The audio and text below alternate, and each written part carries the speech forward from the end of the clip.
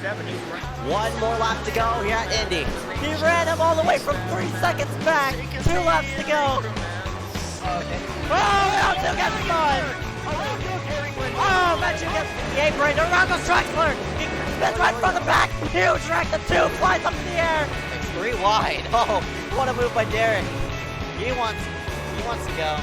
Tries to send him up the hill, but can't quite do it. Now between the 2 is 2 car lengths. Too little, too late for Derek and Smith. Oh, Clapping gets third. Clapping gets third. Oh my gosh. Side by side. 3 wide at the wire.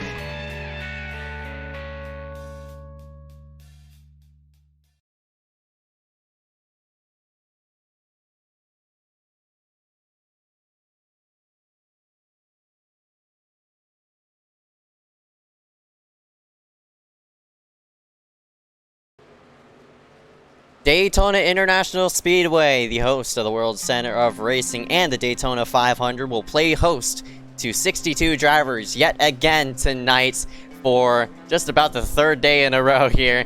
A crazy, crazy field, and of course everybody hyped up for the opening round of the iSCAR SYMTV Truck Series here tonight at this 2.5-mile tri-oval. My name is Ezeckiel Reyes. And Benjamin A. White alongside of us here for tonight as we get set for this this race. A lot of unknowns because there are a lot of rookies, and this time they're going to be displayed with an R right next to their name as we progress with tonight's broadcast. So hopefully they're more identifiable than last night's duel. But anyway, for Max Speed TV and such, glad we could go ahead and tune in for another season here for the SYMTV Truck Series. I think this is our 4th or 5th no, probably 4th. I believe this is the 4th one. Yep, that is right, man. My goodness, 4 seasons of iSCAR trucks. That is unreal. And I'm excited to see on who's going to come out up top. And with that being said, we'll go ahead and drag up a couple people into the booth for tonight with interviews and such like that. There was one person who for who Benjamin really wanted to interview, but we'll go ahead and drag the number 05 of Jeremiah Bethune, who I don't think he made himself through the duel last night. But Jeremiah, hey, you got a copy? Yo, what's up, man? What's up, man? I currently see you're running 24th, 25th in practice right now. A lot of hype, of course. Only 43 spots up for grabs in the 62 entry event. What's your plan here for qualifying? Honestly, I have no idea. Every one of these races is a complete wild card, like you freaking saw last night. I mean, a bunch of veterans missed the register tonight due to the immense amount of people waiting to register, including a bunch of rookies. So it should be pretty eventful tonight. But trucks are pretty slow on plate track, so maybe it'll be a bit more tame than last time. But maybe, maybe a top 5. I don't know. I'm just hoping for something. All right, about 10 for Jeremiah. Before we let you go for tonight's event, anybody you want to thank before you spark off tonight? I'd like to thank Hess and Joe Berge. They are the goats of iSCAR. I wish Joe Berge the best of luck this race, too. All right, 10 for Jeremiah Bethune. And the number 05, currently sitting in, I think, around 26th in practice. Can't wait to see you on the racetrack, bud. Yeah.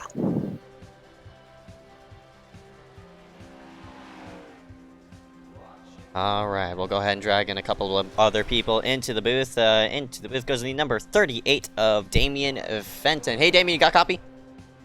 Copy.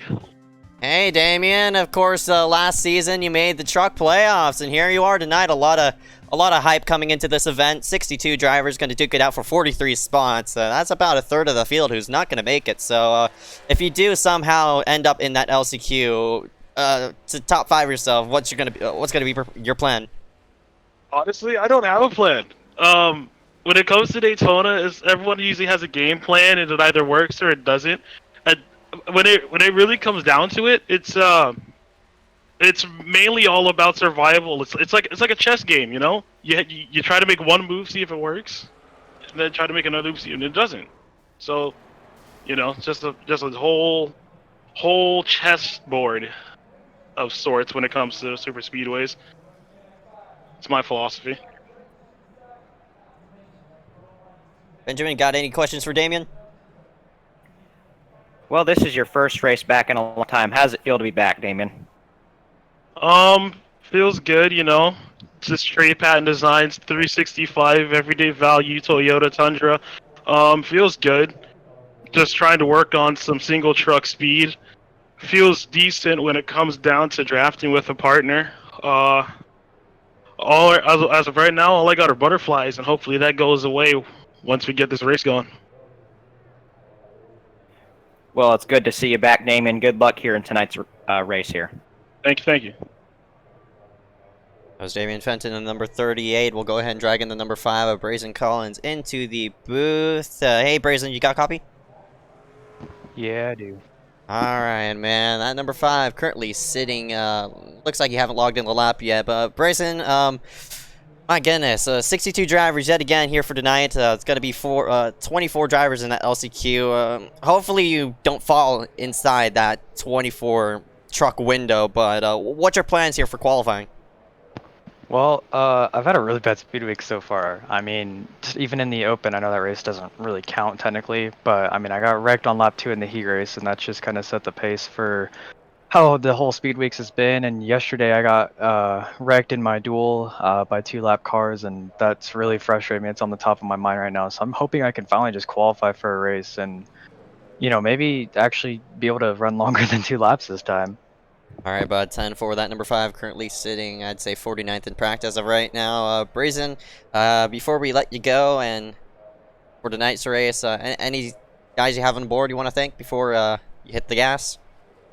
Yeah, I've got the Keystone Corner on board. He's a YouTuber. He's actually like a legitimate sponsor. Him and I have been friends for a few years, and he's trying to get his YouTube channel started. So that's his logo on the hood. Of course, I got to thank Drake. Of course, I've got to thank Grayson Trexler with Trex Sim Sport for putting me on the team, and I've got to thank Josh Patterson. His logo's also on the car. He paints me a couple schemes sometimes, and he's also been a really good friend to me and helping me out on iRacing. Then I think that's it. Alright, about 10 for that number 5, currently sitting 50th in practice as of right now. Can't wait to talk to you after post-race. Yeah, thank you. Alright, Benjamin, you could go ahead and pick a person you want to drag in. All right, well, we got Michael Rosero in the waiting room, so we're going to drag Michael Rosero into the MaxSpeed TV's booth. Michael, you got a copy? Yes, I do. What's up, guys? Well, it looks like you're on the entry list here for this field. How are you feeling coming into qualifying here in a few minutes? Well, feeling pretty good. Definitely making it into the top 38, and let's bring this bus car to victory lane today. One thing that's going to be huge in these races, on these super speedways, is teammates. Do you have any teammates out there in the field here tonight that you can work with? Yeah, definitely. I got Casey Drake and Aaron Brown. We'll get to the front. We work very well together, and we'll hopefully get up to the front, and then we'll get the win. All right, well, before we let you go, as qualifying is going to start in a minute and a half, do you have any sponsors or anybody you want to thank before we get this thing going? But Slide, I want to thank my mom, my dad, grandparents, my whole family, obviously, and yeah.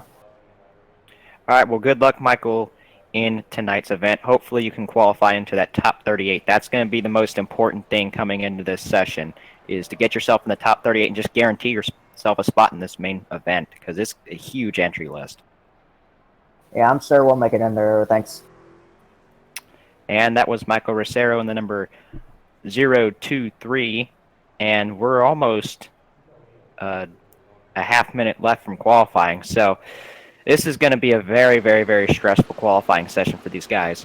Yep, that is right. Top 38 in qualifying secure themselves a spot into that into this main Daytona 150, but that does not mean you will, I guess, out there in the end. But I'm just interested to see on how this will all go, because I know there's a lot of good drivers that can't qualify on super speedway as well. So we saw a lot of big names in the LCQ during the ARCA race. I'm interested to see on probably the same thing going to happen here tonight. So as the time ticks down, intensity rate ramps up yet again. Checkered flag is out for practice, and we're going to scoot ourselves to the side, play the national anthem for y'all. Rise up, remove your hats as we salute our nation's colors.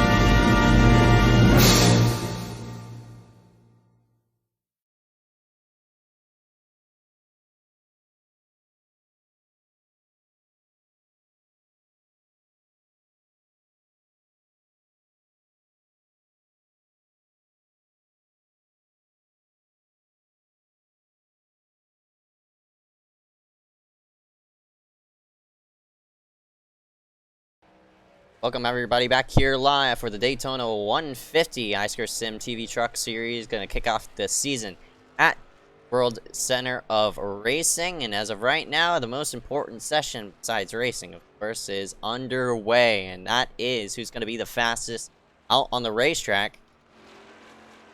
Not only does it determine who's going to be sitting on top, but who's going to be into that LCQ as well.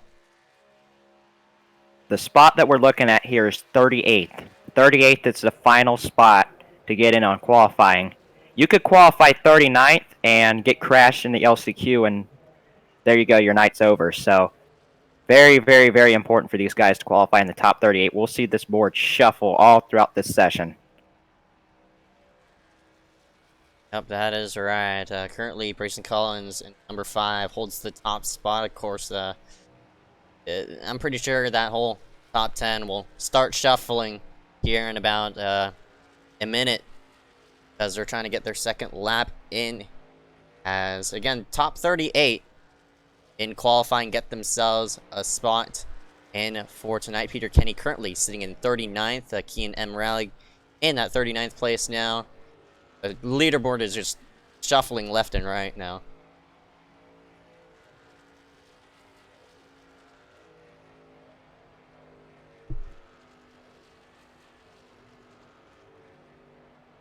Lyle Quinn, 43rd. Oh, now it's really shuffling, so a lot of people getting their second lap in. We'll see a couple of late qualifiers, as I think all 62 drivers are out on the racetrack right now. It seems as though Jake Sylvia holds the final spot. No, he gets dropped down to 43rd now. Harry Grindle is on edge of making it in. He gets dropped back. He gets drop kicked back to, looks like, 42nd place. Michael Bracero, looks like 27th, 28th.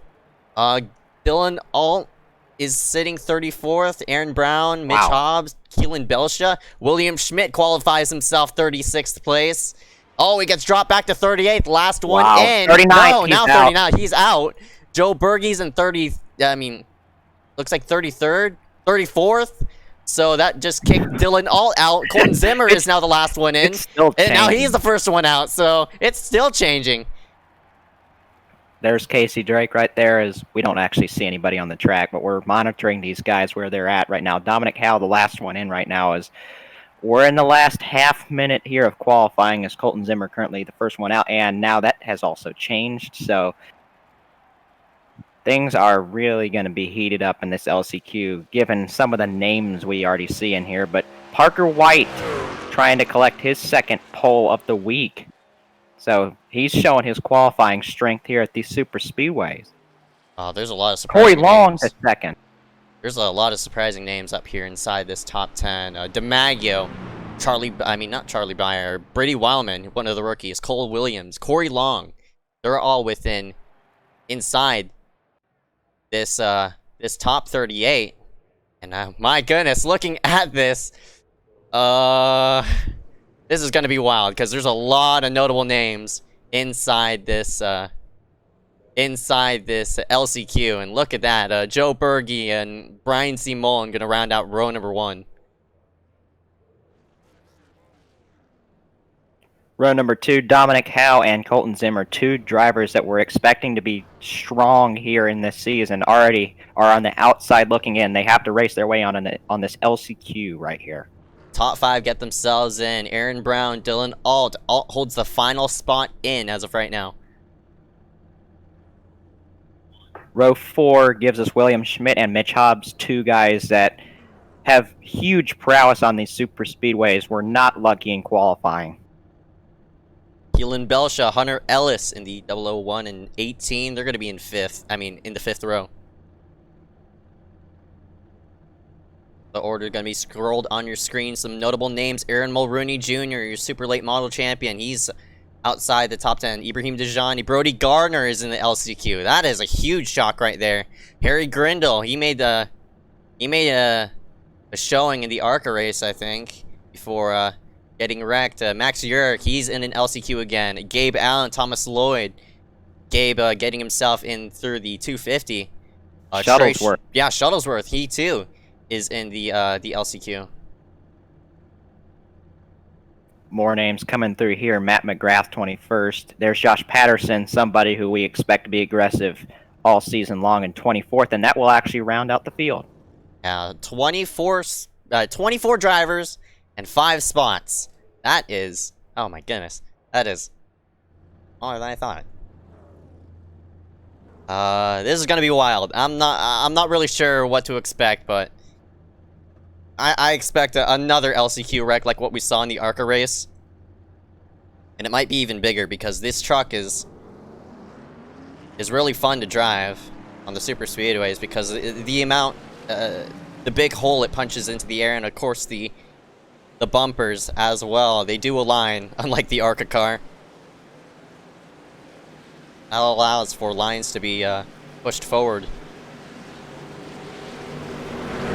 Yeah, in the event that in the event that I race on iRacing, the trucks are my favorite ones on super speedways. They're just really fun to manage the lines and, make your way up through the field. It's easier than you think. So we're going to see a lot of passing for the lead, I feel like, both here in the LCQ and the main event. So it's going to be a fun one. Yep, that is right. And of course, we have to mention this race in particular. This LCQ event also counts for points as well. So everybody from 6th on down will earn some type of revenue off of this 10-lap event.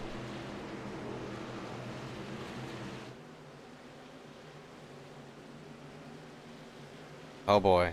Hold your breath. I want to say something, but at the same time, I don't want to jinx it, nor I don't want to be wrong. We'll just have to sit back and watch on how this LCQ will all go, but I expect this top 5 to race as aggressively as they can to keep themselves within that top 5. Joe Berge in the number 83 will lead the field coming to the green and have a lot of track position to keep himself up in the mix. Green flag. Green. We're up and away. Some drivers jumping to start right behind. No, looks like they're going to file themselves back into the mix. But Joe Berge got a great start. Looks like it's the top 2 that are all single file.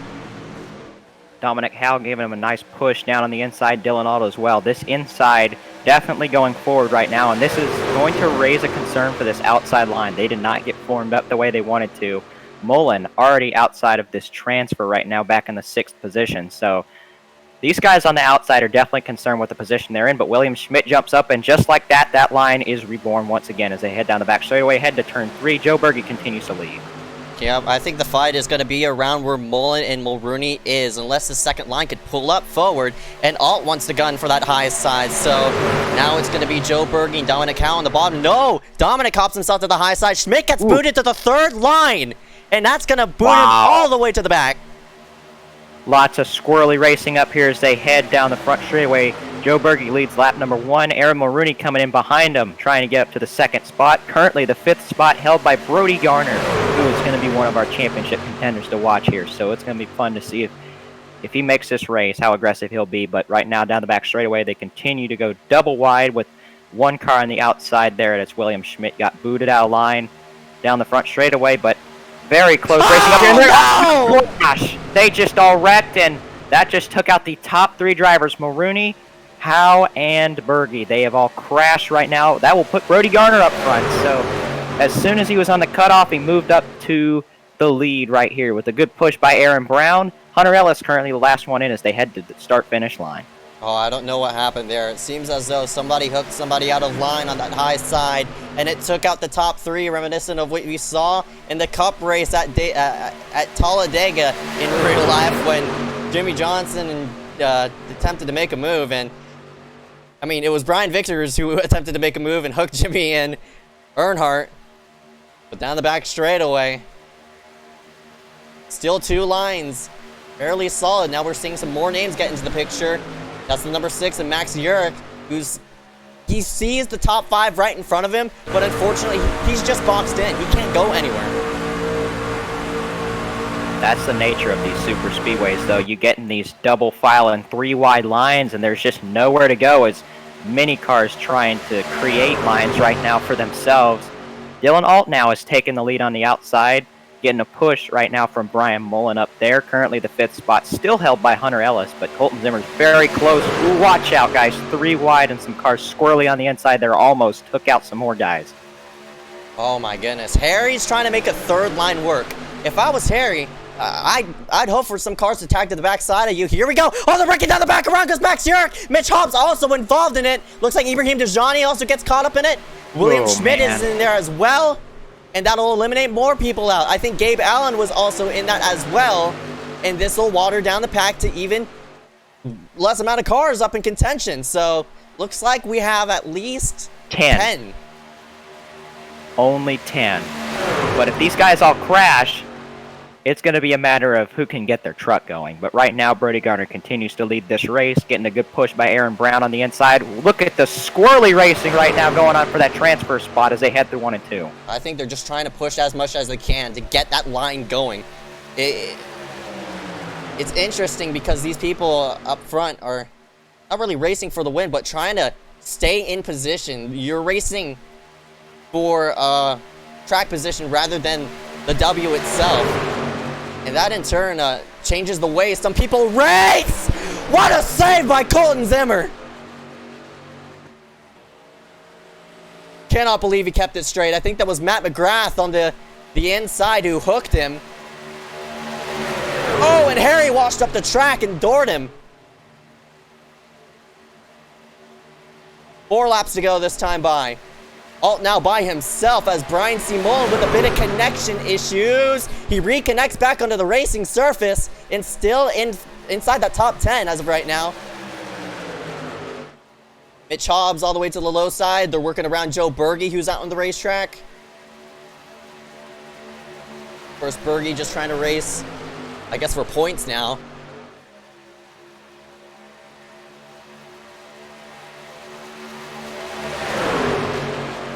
We're halfway through this LCQ event.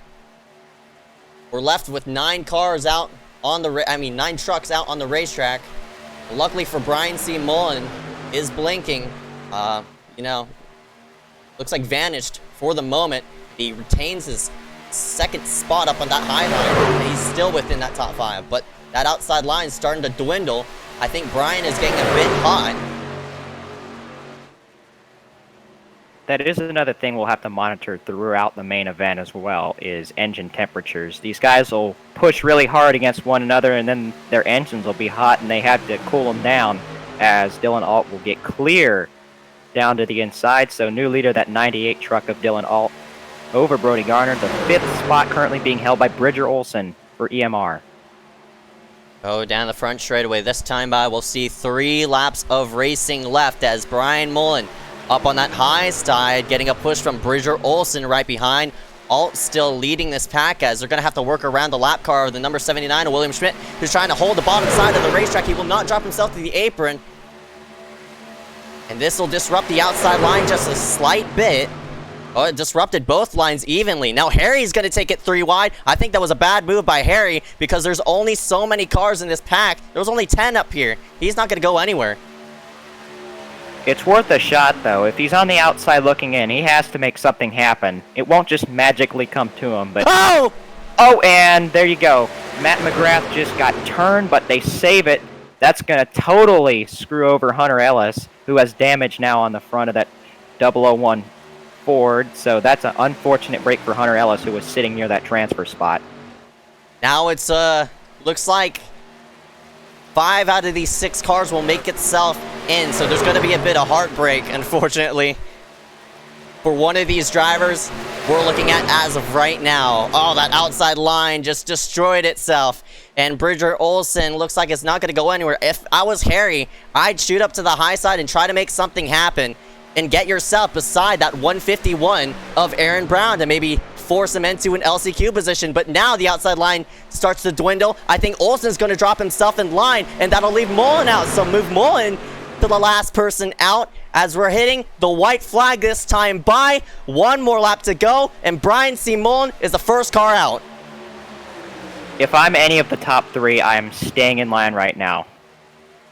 But around 4th, 5th, and 6th, this is where it's going to get really, really, really competitive. As Bridger Olson currently holds that spot, Brian Mullen is going to have to try and mount a charge to take that away, but he has no help behind him, which means it's going to be hard for him to get a run. But down the back straightaway for the final time, Dylan Alt continues to lead a single-file train of 4 cars. Then you have side-by-side for this transfer spot. Who's going to get it as they hit the ring? I think Mullen has to slide himself back in position. He needs to gun for some type of real estate off of this final corner, but that inside line needs to jam itself up. Oh, they had to go high because... Oh, Brody goes around! Wow. Wow. And that's going to gift somebody the finals position. So Mullen has nothing to worry about. Dylan Alt wins the LCQ. Who is the 5th driver? Is it Canizaro? I think it might have been Canizaro, and it is. So John Canizaro just got a Christmas gift early with the 5th and final position to get into the main event. And they were working around Joe Berge, who was on the low side, was on track rather than on the apron. I mean, he has the right to race by, he has the right to be on the track. The leaders, as they were lapping around, it seems as though there was a bit of miscommunication and some people delayed their movements. And unfortunately for that, Brody Gardner got hooked out of that top 5.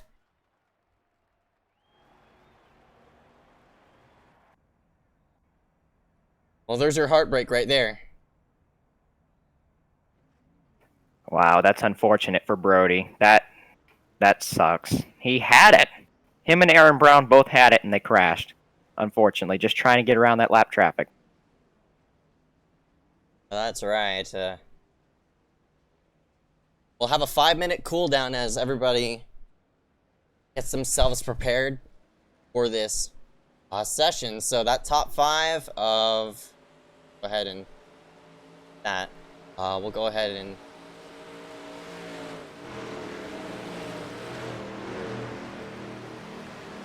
Those results of that session.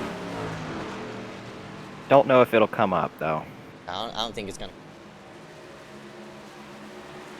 Because it's technically a new session now, so I'm not too sure that it would end up going on here. So just ATVO being just a little limited. Obviously, we're very glad to have this for our broadcasting needs, but sometimes you want something to happen, but you just can't have it. So we're about 4 minutes away from gridding here for the main event. This is going to be a heck of a race.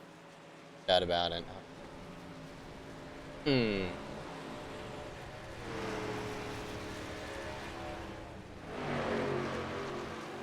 There's a lot of interesting wrecks that happened in that LCQ. Of course, that wreck up front taking out the top 3. And another wreck up front taking out another top 3. Of course, the big wreck that just left 5 cars in the mix of it. And what was the story of that LCQ? Brian Mullen trying to get himself in until Brody Gardner wrecked off of 4. Anything could happen within 10 laps. We have 60 laps that are going to be going into the books for this evening.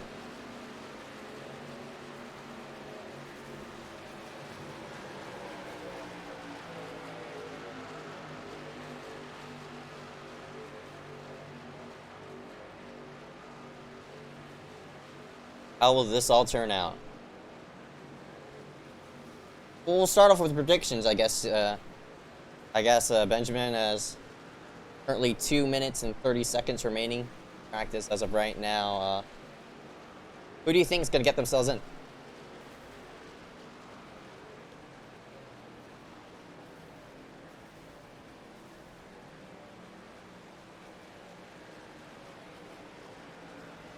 It looks like Benjamin. I'll just go off and answer my own prediction, my own question. Who's going to be in victory lane here for tonight? I expect probably one of those people that we saw who are really competitive in the duel/ARCA race. Of course, the shootout/open as well. I expect people like AJ be up in position, Liam Sheen, Dylan Basin, Sertaj. Charlie Byer is also going to be a threat. Corey Long, also a sort of a threat in the ARCA race, until he got drop kicked to that 3rd lane. How about you, Benjamin? Who do you think is going to be competitive here for tonight? It could be anybody, but if I have to pick somebody... Ooh, this is hard, though. This is really hard. But I am going to pick Frank DeAngelis. I think Frank DeAngelis will continue to show his talent on these super speedways, and he will grab his first regular season iSCAR win here tonight. Of course, he got a Summer Series win, the finale in the Super Speedway Series, but he'd like to have one in these main seasons where the points are actually going to matter here. So I think Frank DeAngelis will win here tonight.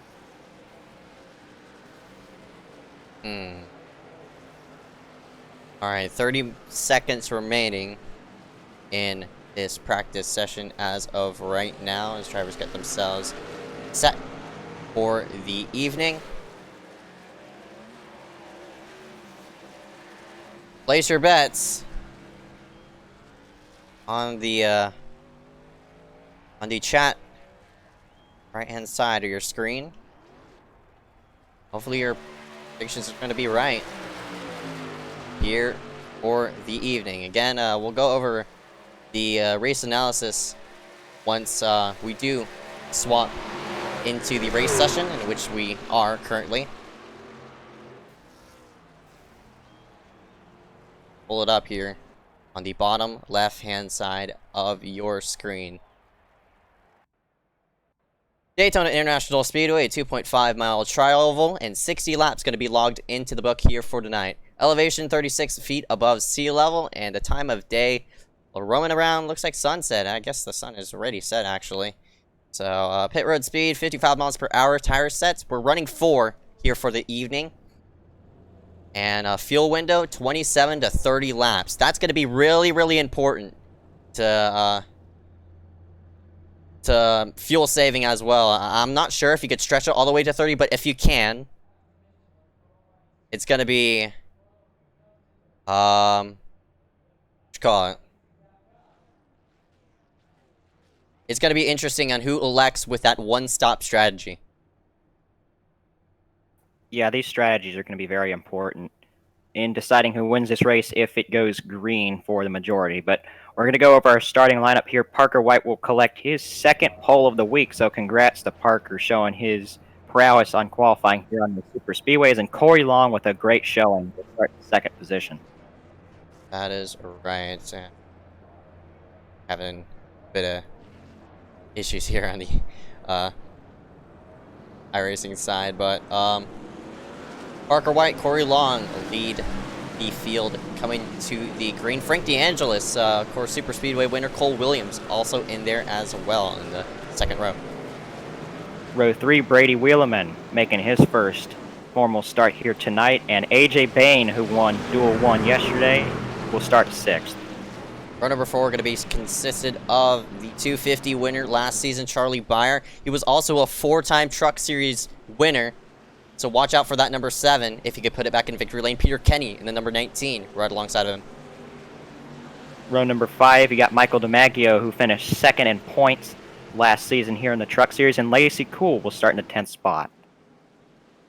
Row number 6 going to consist of Carson Poindexter, Nick Delicato right alongside of him. The rest of the order is going to be shown on your screen. Find your favorite driver, and hopefully he'll win it here for the evening. 60 laps going to go into the books. 75% fuel. Not sure if it's going to be a 1 or 2 stop race. We're bound to find that out here in a moment, though.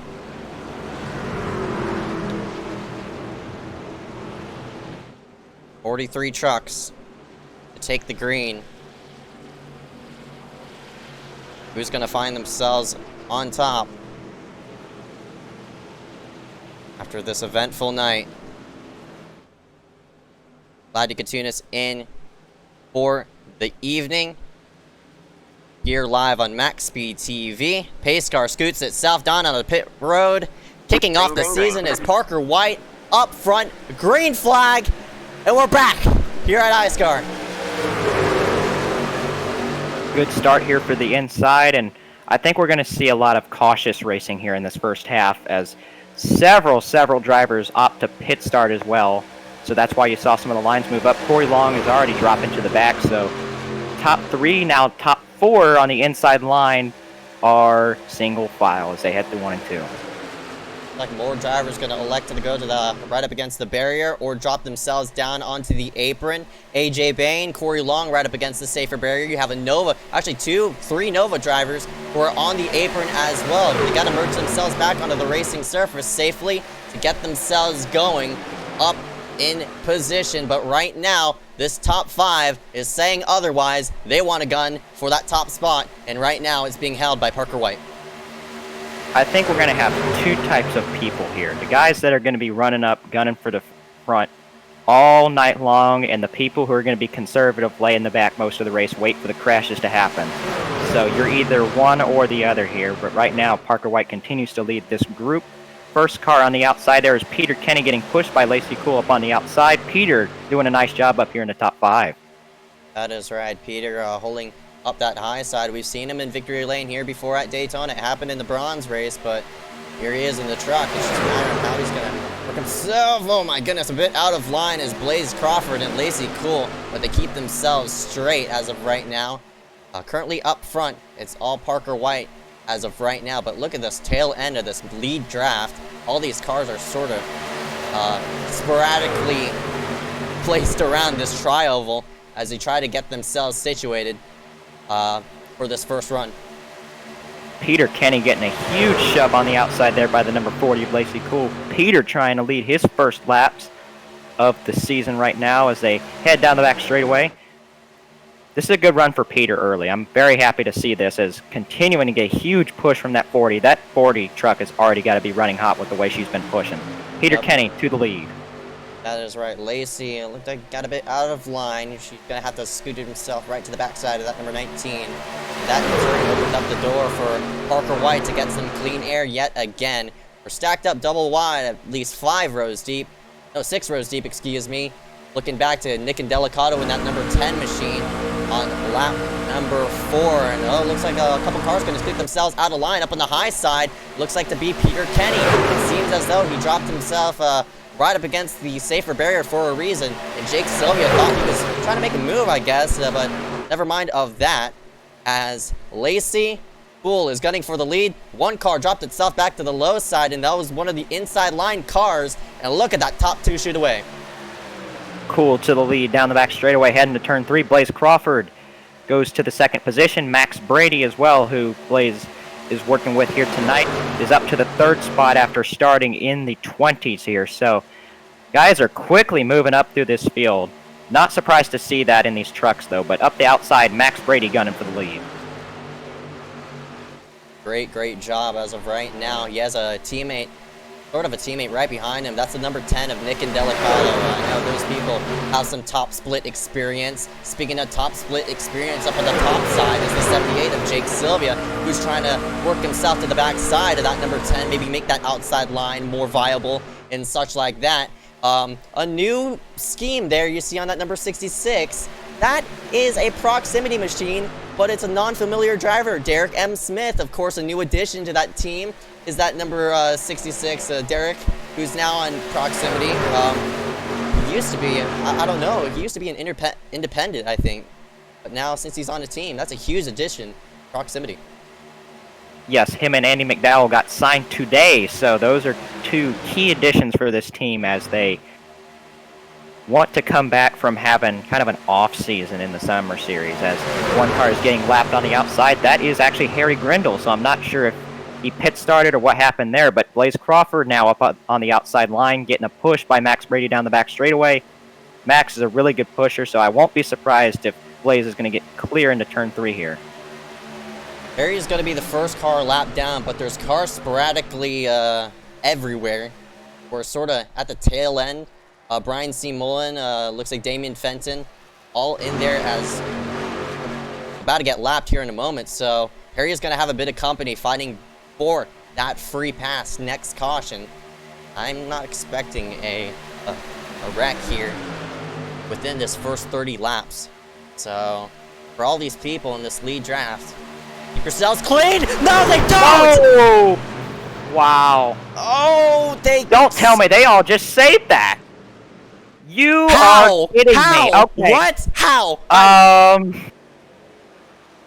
I don't know, but there's probably some cars with some damage here. Now And now a spin. There's a Troy spin Morgan down the back straightaway. Oh, off the track. Malachi Drake gets murdered. Malachi, our past champion, is Corey involved Long in that. it. Oh, man. I saw somebody else spin the 02 car of, I think, Liam Sheen was also involved. So several cars get collected in that. That was a way weird after wreck. the crash happened, but that was a very odd sequence of events. That is all I have to say about that. But looks like Nick and Delicado might have taken the lead before the caution came out. I guess we did have a caution before that lap 30 mark, but there was a lot of contact up front. Yeah, there was. And it seems as though Lacey just washed up. I'm not really sure if she washed up. Yeah, she did. I think Blaze was closer than he thought to Lacey. That in turn caused a big stack up, I guess you could say. Not really a wreck. It was incredible they saved it. I mean, absolutely crazy. And then looks like Troy Morgan got turned right there. Liam also goes around and then backing across the track, not holding the brakes. Malachi Drake gets involved pretty hard there. Other cars needed to avoid through the grass. Jack DeAndrea almost got involved. Man, that was a huge hit that the 90 took. One car looks like he might have blinked through that. That was a 25 if Seth Rawls got kind of lucky there. So a very odd sequence of events. Zeke has brought out the first caution of the night. Alright, so first caution out. This will definitely reel everybody back onto pit road. This in turn, with this caution coming out at around lap number 8, this will make it a for sure one-stop race. And I expect people to split it around that lap number 25. I mean, around their 25 mark. As looks like a couple of drivers did miss their stall, unfortunately. They're going to get themselves back up and away. Ooh, I think, I don't know if Charlie and Derek made contact there, but it was really, really close. Hopefully they clipped through each other.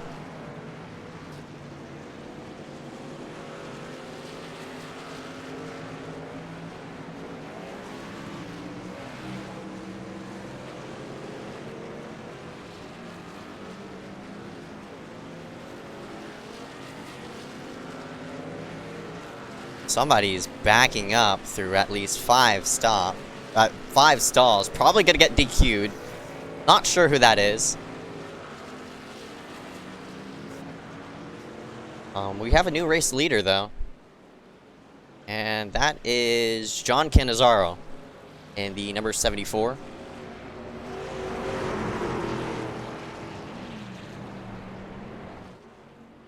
Just about spun it right there. Looks like he just drove through. Drove through pit lane rather than stopping. Probably missed. Was one of those drivers who missed their stall. Fortunately, so Cannizzaro gonna have to work himself back on the pit road. Tyler Connors as well. He too is probably gonna hit pit road as alongside the number 29 of Eli O'Quinn. No, never minded that. Connors is gonna stay himself out. As designed on that first wave. Take the one to go this time by, so we'll restart with a 44 up front, but unfortunately, I'm not sure if he's going to be able to make it all the way, but he's going to have to pit a bit earlier than some of these drivers who did hit pit road. Yeah, so he's on the wrong end of the strategy here if it goes green, but some new guys up front here. Tyler Connors currently leading the race here under caution. Kean Rowley up to second, Dylan Basin to third, Michael Kenner to fourth, and Dylan Alt, who won the LCQ earlier, fifth spot for him right now. Then you got Casey Drake in the sixth position, then Michael Rosero seventh, Jonathan T. Baker eighth, Brady Wheelerman ninth, and Parker White up in the 10th spot. The 50 and the 95 are actually teammates, so going to be interesting to see if they can work their way up towards the front here on this run, because they work pretty good together. That is right. I think now, since everybody's going to be more organized for this green flag, since I see more teammates grouping themselves up together and showing their pride. Nova, of course, with a big N on their hood, now working themselves into the mix. That's Dylan Basin and Michael Kenner. They're side by side. Connors is... I don't know what team he's on. I know he's on a team. Evo is up there. That's SPM for that number 44. So looks like three teams are dotting this top three as of right now.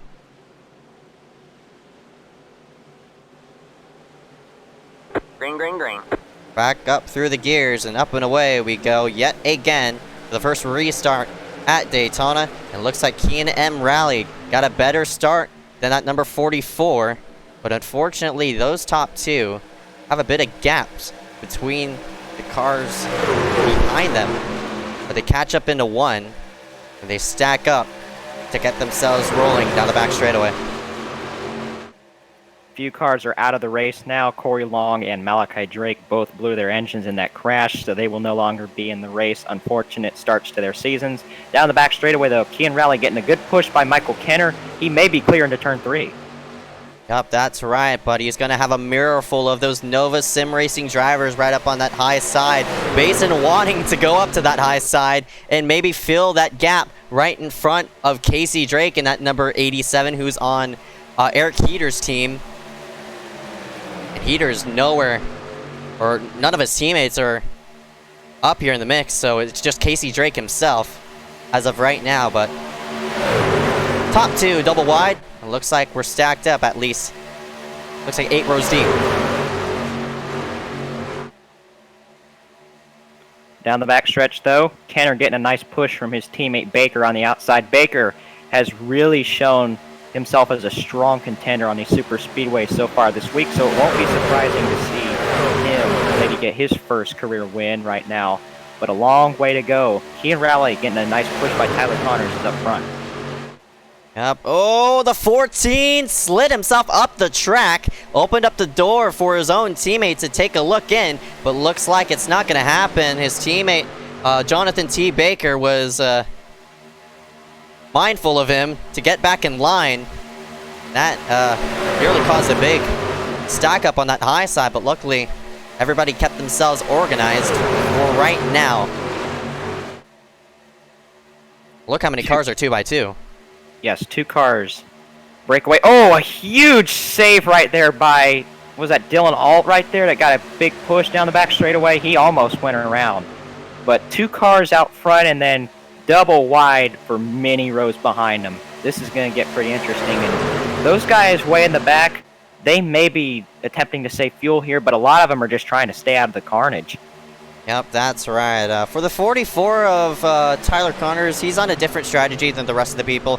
Of course, the first caution gives a bit of leeway for a one-stop race, as what a elevator drop move right there is going to cause a bit of three-wide action. No, they sorted out. That was the 08 of Basin who got out of line. Never mind that, we are going to go three-wide, and that will be around where the number 78 of Jake Sylvia is. And up on the high side, it seems as though, looks like, I'm not sure who that is, the 05 of Jeremiah Bethune up against the barrier. He's not going to go anywhere, though, as now we're starting to stack up right behind, as well as Damian Fenton, the number 50 of looks like Wildman is getting into the picture. Nick Indelicato's working himself back in. Liam Sheen, the 02 who was involved in that first wreck, is also in the mix as well. And here we go. Up on the high side, we have a new face coming in, and that was the man who led it to the green. That's the 44, Tyler Connors. Yeah, Tyler jumped up and is going to try and get pushed to the lead here. Up on the outside by Jonathan T. Baker, but he might get shuffled out here. Watch out. These guys are all over each other right now. Look at Damian Fenton, 3 wide. Oh, he's got a huge run. These guys are going to have to check up, and they will down the back straightaway, so lots of checking up on these super speedways. That's a normal occurrence here, but that was a really, really, really close call for some of these drivers. There's cars on the wall right in the background. They're sort of semi-4 wide. I think Bethune hit the wall just trying to get himself out of that main draft, and they catch the number 48 of Michael Bianchini, who's a Nova Racing driver. He could maybe, you know, tag himself onto the backside of this tail on this pack, maybe help those cars up front. But now 3 wide yet again. It's Damian Fenton, who's going to be really aggressive. Has a great pusher right behind. There's cars on the wall right in the background. Damian squeezing hard. Oh, watch it. Baker gets turned around. He cannot save it this time. A crash in turns 1 and 2.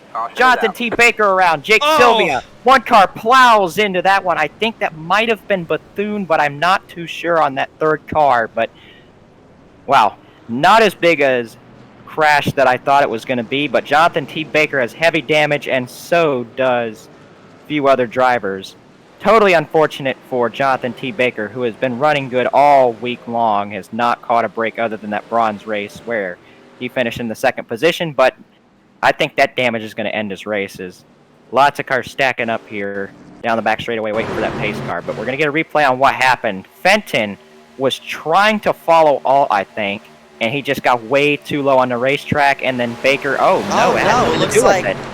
He might have gotten spooked by Fenton, but that really did not have a say in causing that. Jake Sylvia with nowhere to go, and who was that car? I think Jeremiah. That was Bethune. Yes, so I was right on that one. Unfortunately for Jeremiah, he's got heavy damage on that truck, but this could have been a much bigger crash. Looks like Baker just came down on, I think, that was Kean. Yes, it was. Kean right there on the inside of him. Yeah, I think you were right. Damien might have spooked that number 36 just a bit, and that brought him down. And unfortunately for the 78, Jake Sylvia just had nowhere to go, and Jeremiah just trying to dodge on the apron. There were just cars right there, and unfortunately he just got caught up in it. So that'll eliminate 3 trucks out of contention.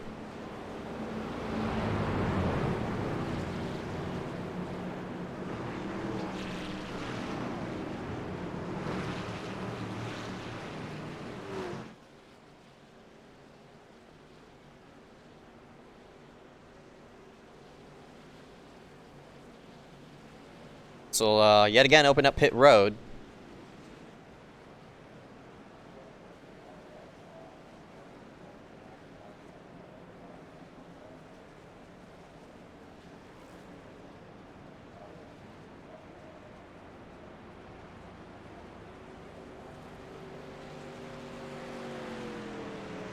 Pulling everybody in and out.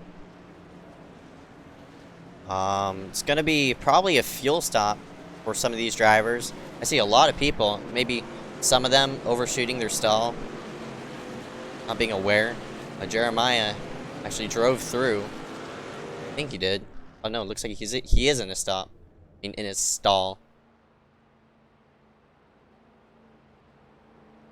Not too sure as of right now of where everybody stands as the leaderboard reshuffles itself yet again.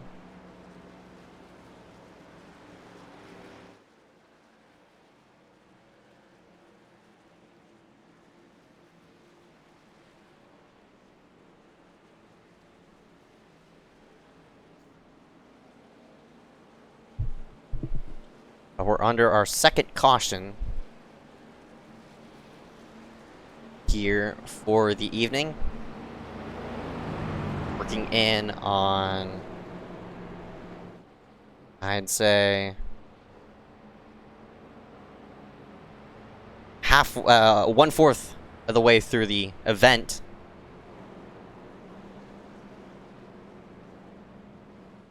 And Eli O'Quinn in the number 29, elected with fuel only.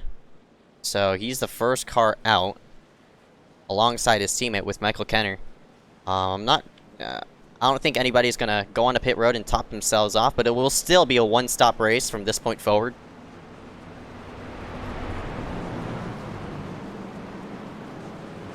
You have to taking the one to go this time, so we'll be restarting here as barely some cars are going to get ahead here of our leaders. Yep. And of course, new names getting into the picture. The number 38, Damian Fenton. He was qualified himself, looks like, in 36th place. One of the few cars that got themselves in. Michael Rosero in the 023. Currently sitting 5th as of right now. Casey Drake was sitting top 10 most of the time. How about John Canizaro? And that number 74. He started himself. Looks like he was the last car in. And now he's worked himself inside this top 10. So how about that for that number 74? A lot of cars seemed as though they topped off on fuel. I'm not sure about that, if they're trying to gamble to make it from this point forward, but I just don't see it happening.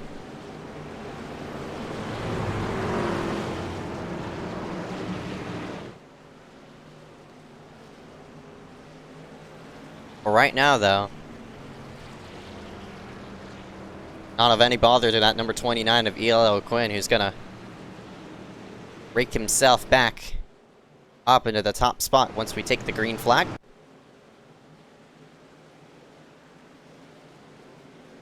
Sort of semi-stacking up on that high side. Here we go.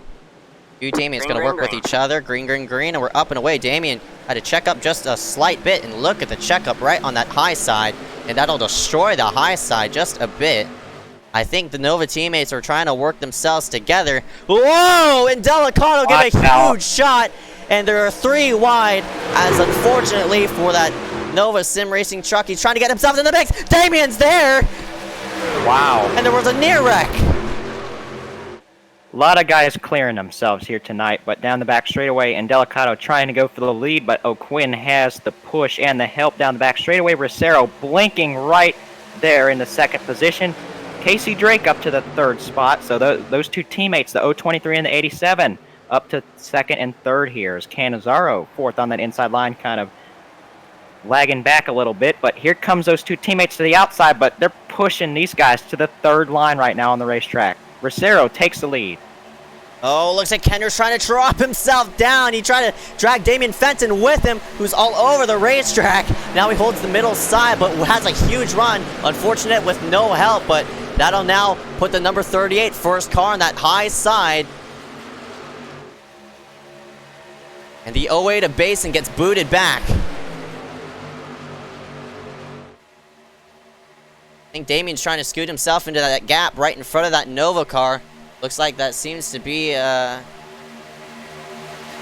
think Eli O'Quinn in the number 29. Damien with a bit of contact right there with the number 14. But he keeps himself going forward.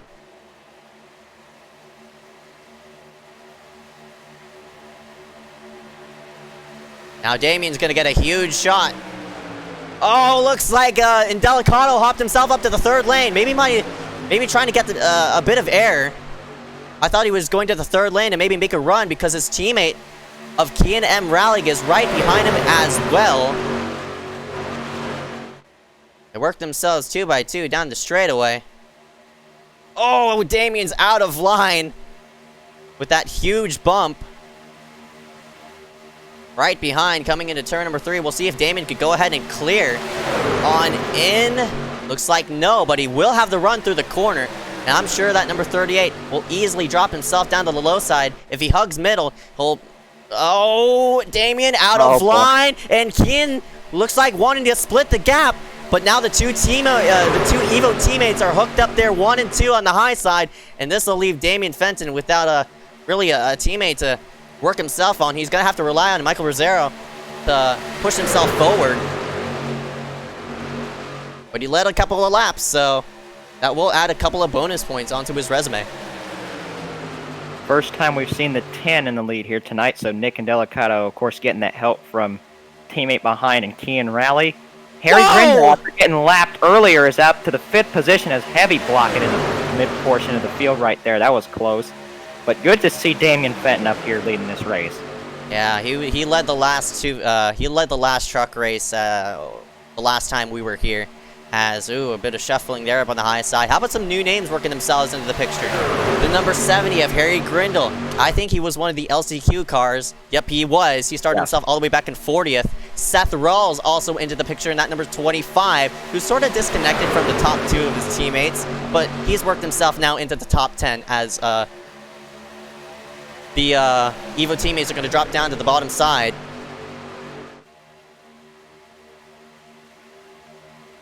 Still a lot of laps to go left in the race.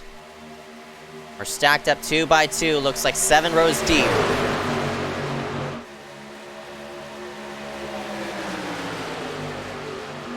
And now it'll open up the door for Harry Grindel in that machine, who's across the ocean.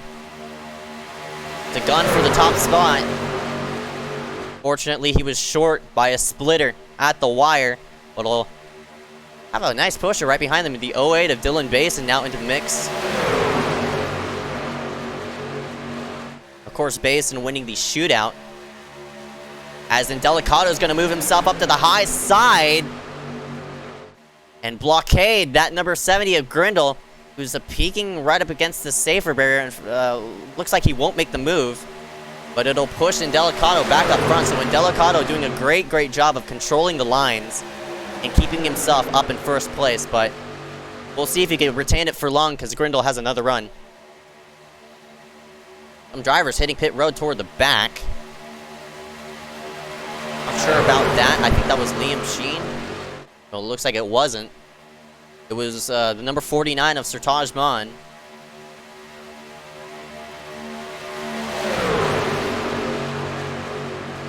On the meanwhile for that, Delicato hugs the low side, trying to drag that bottom side forward. He has a teammate in both lanes. That's a Kian M. Rally, the second truck in line.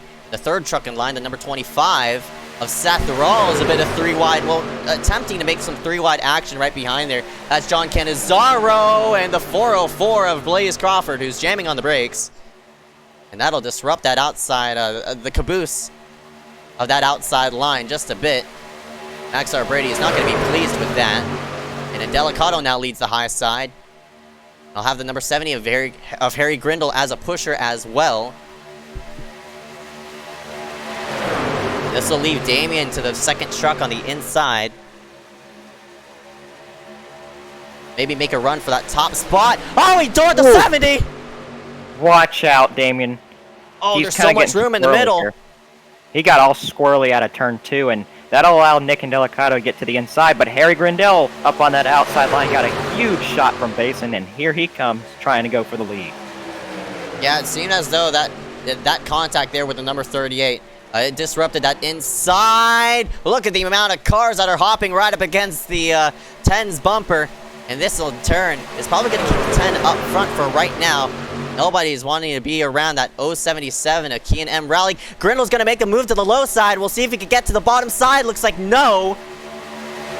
Declined right there by the number 10 of Indelicato. But now Grindel can make a run up on that high side. Will he peek himself up high? Damien Fenton's going to drop himself to the apron and back out of it. Some other cars trying to back out of it. No, never mind. That's Maxar Brady, who's being a bit indecisive on what he wants to run. But in the meantime of that, Dylan Basin has retaken the lead. Yes, he has, and Seth Rawls now leads the outside line. A lot of these Evo cars are up towards the front right now, and Delicato, Kian Rowley, Seth Rawls. I see Dallas Myhan trying to make his way up through the field, so this is one team to watch for, as Dylan Alt giving Seth a nice push through the front straightaway and through 1 and 2 right now. Give the lead to Seth Rawls as they head through turn 2 right now. Yeah, now Rawls, the third different Evo driver to lead this race, and he has a lot of cars stacked up right behind him, and looking himself to the low side. The 98 of Dylan Alt. Where did he come from as he works himself down low? So a lot of familiar top split names now working themselves up inside this top 10. And I'm pretty sure it's going to be hectic on how this will all go, as the number 78 of Jake Sylvia is a bit indecisive. He's going to get split through the middle. Good job for all these drivers to go ahead and weave themselves around, but Jake Sylvia, of course, not really paying attention to relative right there. And that disrupted that outside line. We'll see if Rawls can rack up a run yet again. I'm not sure he will. With the way these trucks are, you can get huge runs pretty easily as long as you have a good push or good help behind you, and that's what Michael Rosero is giving right now. Oh, they get turn! And they're gonna collect some more cars back there. Rosero goes around, the caution is out. He's holding the brakes, but there's still gonna be people piling in. Nowhere to go for Bridger Olsen. He gets involved. I see one other car, that's Tyler Connors, involved as well. So about a 3 or 4 truck crash, but that could have taken out a lot more cars. I cannot believe that didn't just sweep up a huge amount of cars there. I'm surprised myself, but the disruption was on that high side. Great job for everybody to scoot themselves around that wrecking car of the 07, I think the 7, or who it was actually. We'll take another replay of it. The 023, excuse me. Michael Rosero, and looks like, pushing the pusher, I guess? I'm not really sure how to really call that wreck. They started stacking up. Oh yeah, it was definitely pushing the pusher. Kian sandwiched Rosero into the 25 of Rawls, and looks like Kian's bumper clipped through the 023, and unfortunately nowhere to go. I mean, nowhere to go for some of these drivers rolling up into the mix, but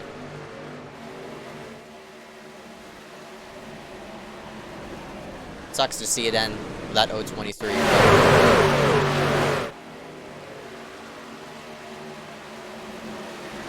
From what I can see here, he might have been blinking while he was getting pushed, and most of the time that will result in getting turned around, which is just unfortunate circumstances there. Yeah, the blinking probably caused him to get clipped with Kian. I mean, to sort of get no-clipped with Kian, and that in turn, once you get sort of inside another truck, that causes some weird iRacing physics malfunctions, I guess you could say. And then your truck will either dart left or dart right, depending on how it goes. I mean, just basically what you see on what I like to compare to as the NR 2003 bumper grab, in which if you collide with a car, it's hard to explain what a bumper grab is, but basically you get the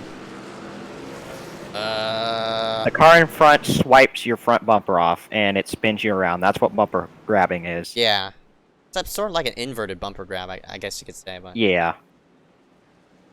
Well, the pit window is around 28 laps. Look how many laps are to go right now. 29. So this is very, very, very close on gas right now. You'll probably see people saving under these cautions, and it'll be very important for some of these guys to top off. So this is a very timely caution, I think.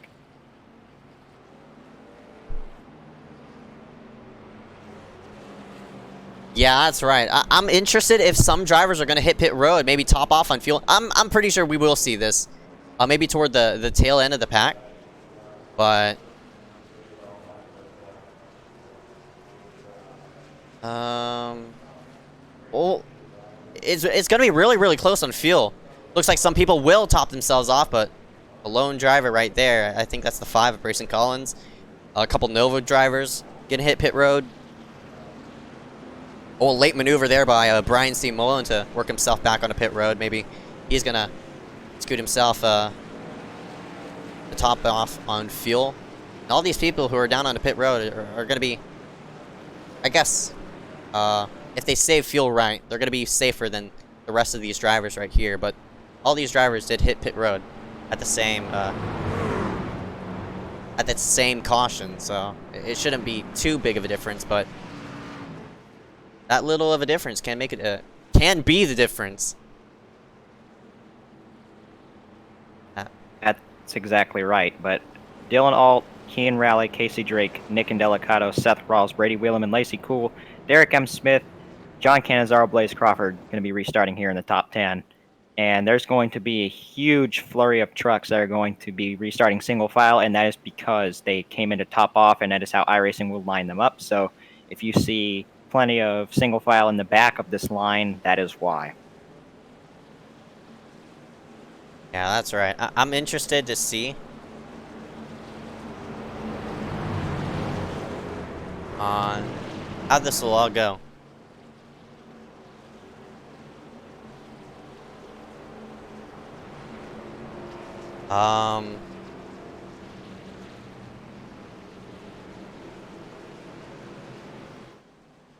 Because for all those drivers who could top off, who did top off, they're going to be racing very softly, rather than this whole top 20 right here. So. Green, green, green.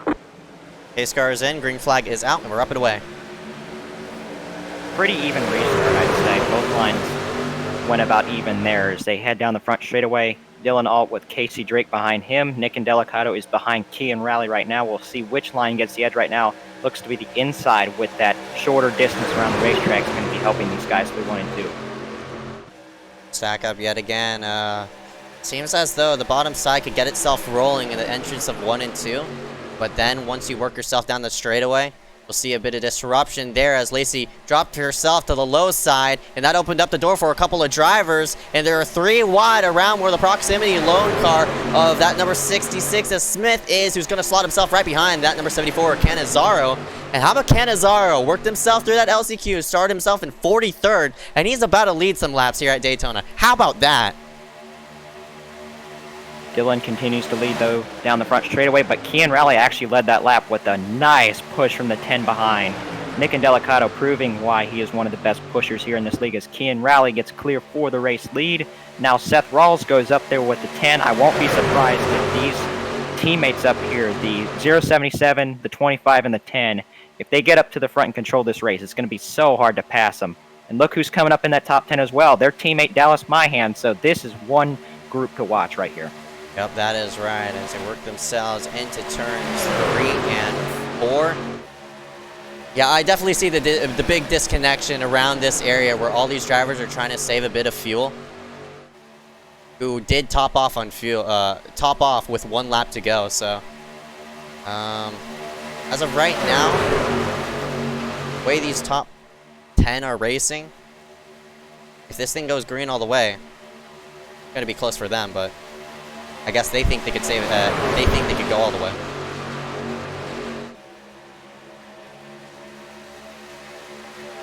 That's Max Brady, the 157, who's stuck right up against the barrier. I'd say we have at least 29 cars, 29 trucks up all in this draft who have a chance to take the checkered flag here tonight. Will all 29 of them survive? No.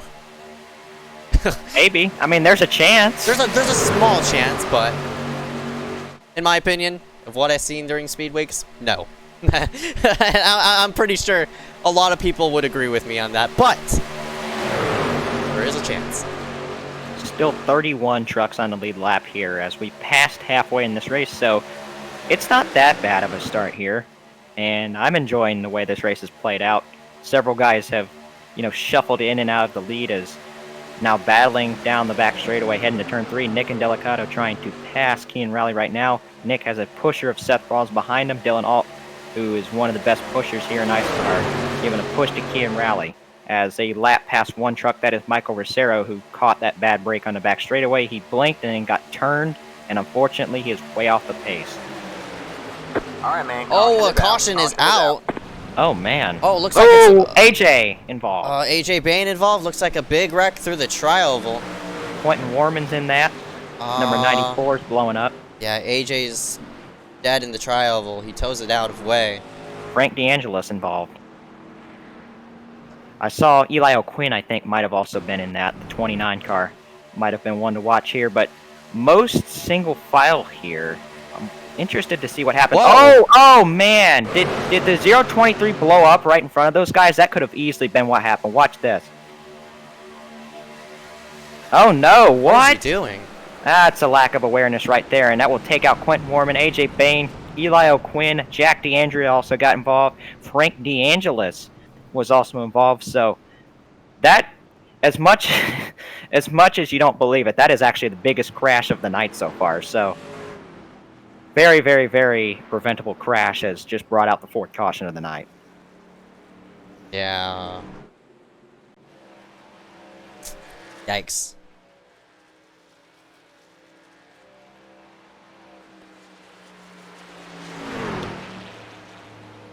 Oh boy, yeah, not really much to say about that, but this in turn will be interesting for all the drivers who did top off. They're gonna be able to make it from this point forward, so I'm pretty sure for this top 10, they're gonna be good to the everybody's gonna be good to the end.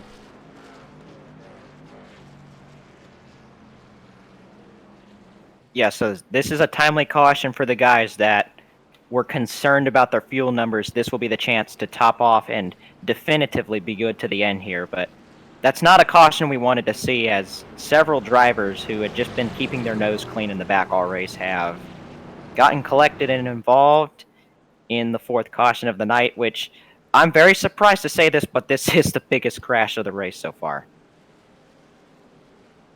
Yeah, just lack of awareness, unfortunately. And this will open up pit road, and looks like a lot of drivers are going to top off. Maybe to make it through green, white checkers and such like that.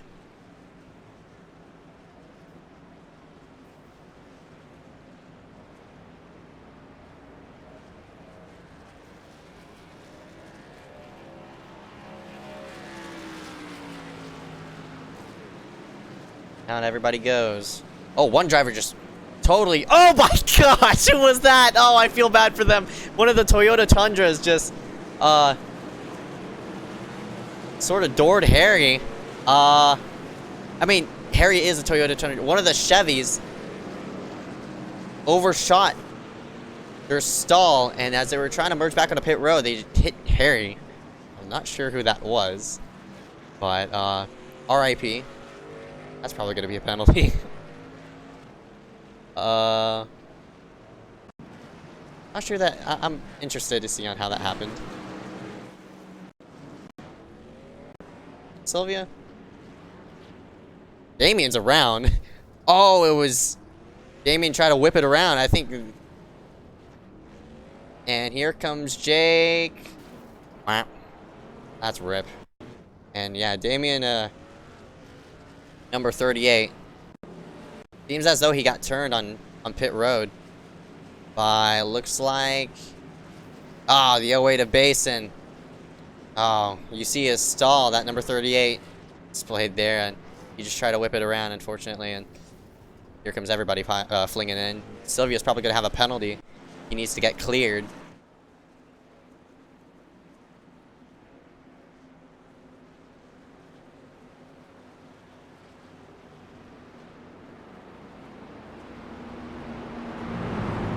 Oh, we hit the 20 to go mark.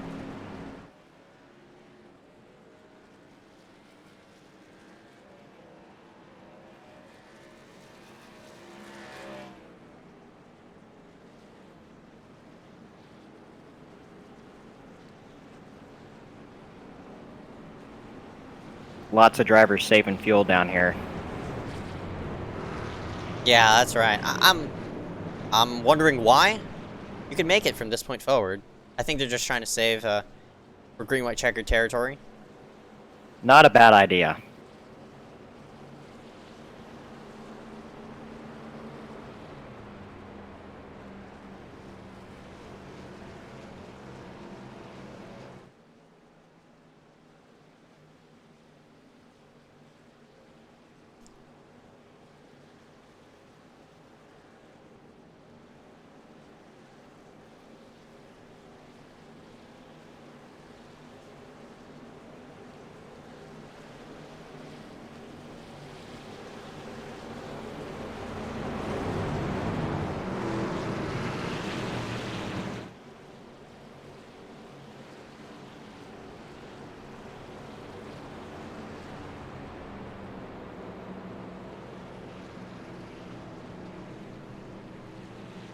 Go, we're gonna set it off back to the races. Stacked up, looks like everybody double wide right behind. I think it's gonna be a shootout from this point forward since everybody can make it to the end. Green, green, green. And we're up and away with 19 laps to go. Very good restart for Indelicato down on the inside. Casey did not get a very good restart. We'll see if Kian will be able to drop down, but that hole might be filled, and it is. So they're back heavy 2 wide racing right now as they get up to speed. Indelicato getting a push by Casey Drake right now. Brady Wheelman giving a push to Kian Rally down the back straightaway. All these guys stacked up on top of each other. This is going to be the run to the finish if we can go green. Yeah, probably, as all these drivers get themselves set through the gears and RPMs they go. And opens up the door for the number 10 of Indelicato with a good pusher. That number 87 to Casey Drake gave that 10 a shot. And it opened up the door for the 50 to drop himself down low. And that'll mean Kian is going to be backed up with John Cannizzaro. But if Seth Rawls can get this inside line going, I'm pretty sure that 077 is going to have company here in a moment. Of course, the 077 of Kian and Rawls are teammates. And here comes the 25, as expected. He goes up to the high side to pick up his teammate. Down the back straightaway, Indelicato continues to lead. He's got Casey Drake all over the tailgate of him down into turn number 3. The 50 of Weileman up to 3rd on the inside line. And Derek Smith, who's just been quiet all race, but he's been in the top 10 all race, is up now up to the 7th spot just about, as they work through 3 and 4 right now. Seth Rawls gaining some steam up on that outside.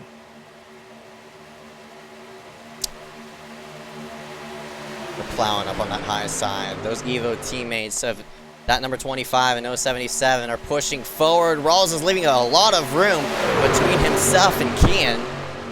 I think what Rawls needs to do, he needs to be a bit lower so he could, not really door the 87, but be with him through the corner. Don't lose as much momentum as you can. And, oh, Rawls might have gotten bumped out of line. Kian's going to go through the middle because of that. Whoa, and Cannizzaro looks like he was about to take it 3 wide with all that shuffling. And look at that. The 74 loses all that momentum, and it'll open up the door for the 66, maybe to hop himself up high, or maybe the 50 of Weileman. That could have been a cautionary move by Cannizzaro, though, seeing how they were shuffling, as Casey Drake will bail right now, and that will put Seth Rawls up front. Kian Rally to 2nd. Those teammates will drop down right in front of the 10, so this is an Evo 1, 2, 3 on this inside. Oh, wow. This is what we saw during the Redline Cup Series. Rapid controlling the top 3, basically.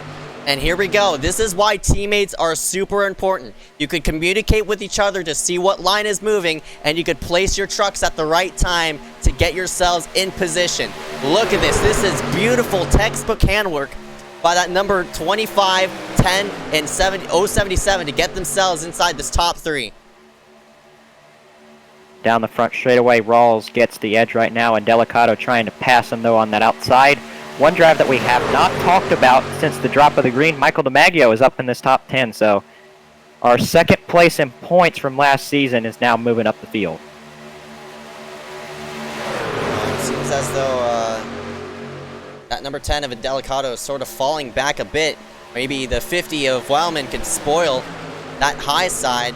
If he gets clear that number 10, they're starting to stack up on that high side and push forward. So the 50 of Wildman is not going to have the opportunity to break up those Evo teammates. Or maybe he might. I'm not sure. He has the run through 3 and 4, but looks like it just stalled out.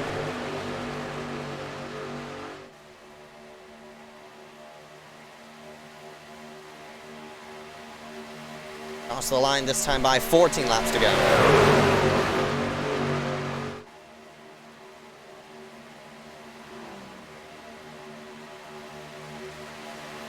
Rawls right behind. Has a mirror full of that 077. As I said, it's going to be a shootout from this point forward, most likely. Bianchini drops himself down to the low side and gets himself out of harm's way.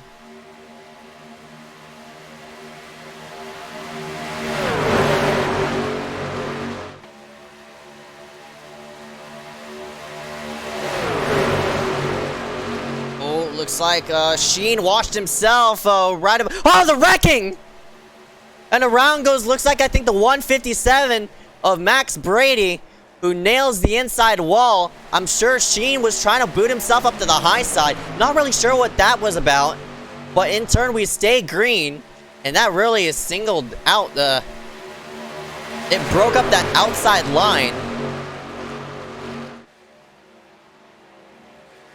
Tough break for Max Brady.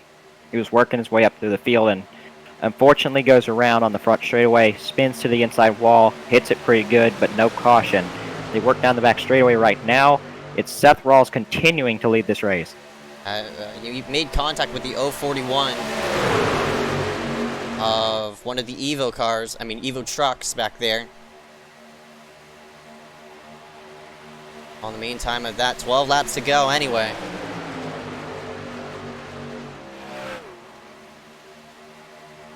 How will this all shake down?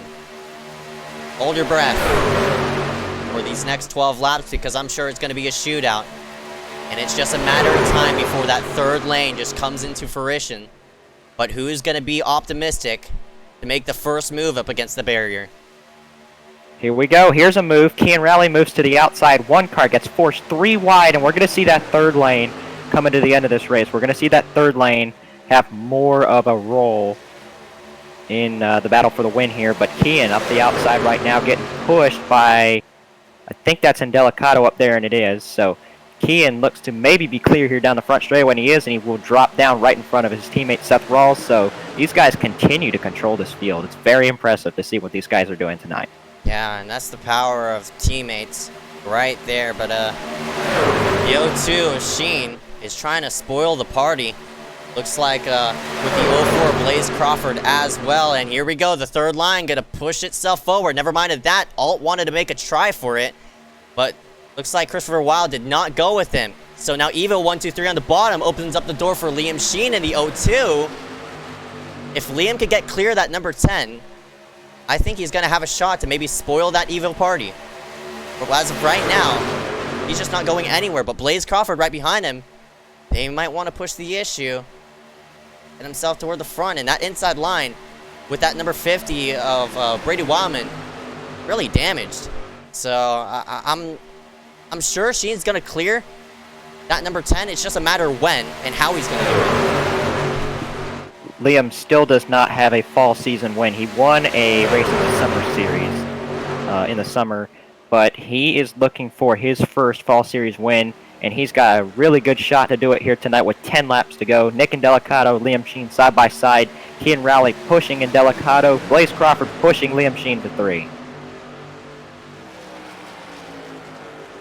0-2, 404, 14, 98, 41 stacked up high side. It's the 10, 077, 25, 50, and 66 on the bottom side. All top 10 as they work themselves through the tri-oval. This time by single digits to go. 9 to go at the wire. And neither line is getting the advantage right now, which is going to really make this race interesting if it continues to be like this. Who will go to the third line? Because that line's definitely going to have an effect on the end of this race, as we see blocking now down the back straightaway. This is where the aggressiveness is going to be turned up. Man, Seth Rawls almost turned a couple cars right there. Nearly 4 wide, but they're able to sort it out. Dylan Alt moves to the outside, and now these guys are pushing super hard. Yep, it's gonna be the 98 and of Alt and the 17 of Mullen. Canizzaro's on the wall. Doesn't go in the background. Hard in the wall. The 70's on his roof. Barrel rolls down the front straightaway, and it seems as though there was a bit of miscommunication. Charlie Byers also in it. The 70 finally lands on all 4 tires. Oh, that was Oh boy. Lacey Cool involved. I saw Kyler Wynn was involved. I think the first car sideways was the Canizzaro machine. Yes, it was. And we'll see what happened off of turn number 4. So there's a big stack up right here. Canizzaro, does he get turned or does he move down? Oh, he just moved down, and Seth was... Oh, my goodness. Oh, Charlie Byer just gets murdered right there. Also, Carson Poindexter involved in that. Oh, Great man. maneuver for those drivers to work themselves through, but, of course, thoughts and prayers for that 40 number went 70. for a huge ride. Go look at the 40 real quick. That was a crazy flip that she was had that netcode? down the front straightaway. I'm not too sure. That was a very odd way to start a crash. Wow! You are right. That was Lacey Cool. Oh, my goodness. Goodness. She destroyed the wall right there. We're going to look here and just gets carried on top of Charlie Byer down the inside. And then the wall just shoots her back across the track. I think that is also Casey Drake involved. So Casey, who was up front not too long ago, was also collected. So this takes out a lot of drivers. Oh, yeah, here. and it was netcode. Rawls moved himself up. Canizzaro came down. And netcode in result booted that 74 up the track. 7 laps to go now.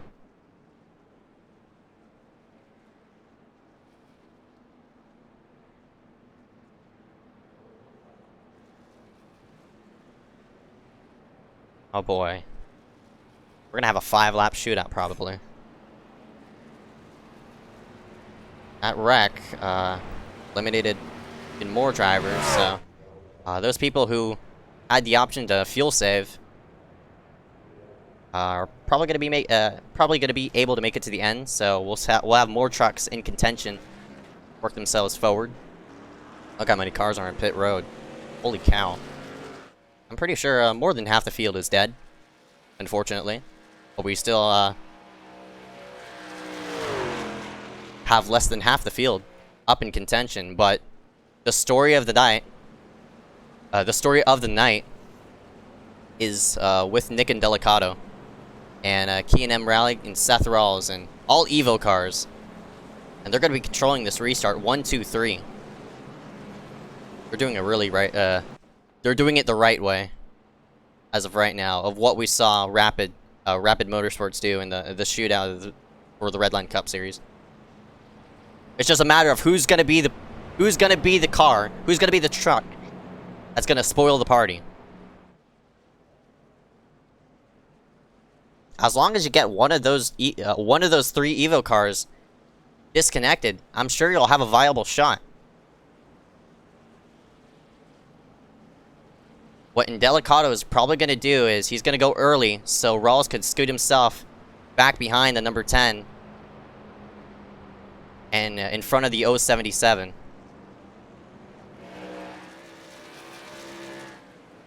A couple of drivers working themselves off of pit road. That's Charlie Byron, the 7. Fortunately, RIP to his hopes and chances of working himself in.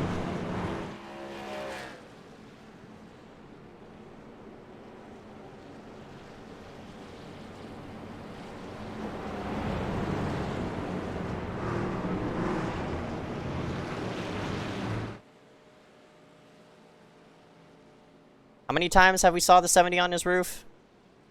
Too many. Saw him upside down, ARCA preseason, or he was up in the air during the ARCA preseason race. He was on his roof in the multiple times that day in the Cup race. Here he is on his roof again at Daytona.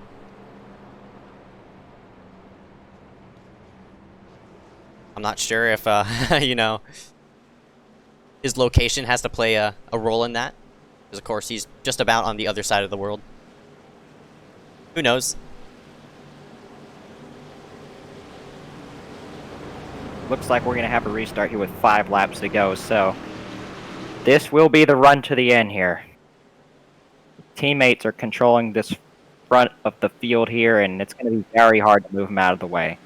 This is the toughest challenge the field has faced all night here. Yep, that is right. Here we go. Pace cars and green flag is out, and indeed, the 077 of Ian can drop himself to the apron. I mean, drop himself to the low side, so it's going to be Evo 1, 2, 3 as of right now, but Sheen is trying to play spoiler with the number 50 of Brady Wileman in tow, but Wileman is a bit damaged. I don't think he could get himself going as fast as he wants to. Now it's top 3 all Evo. Who's going to be the car? Who's going to be the truck to spoil that top 3? I'm not sure.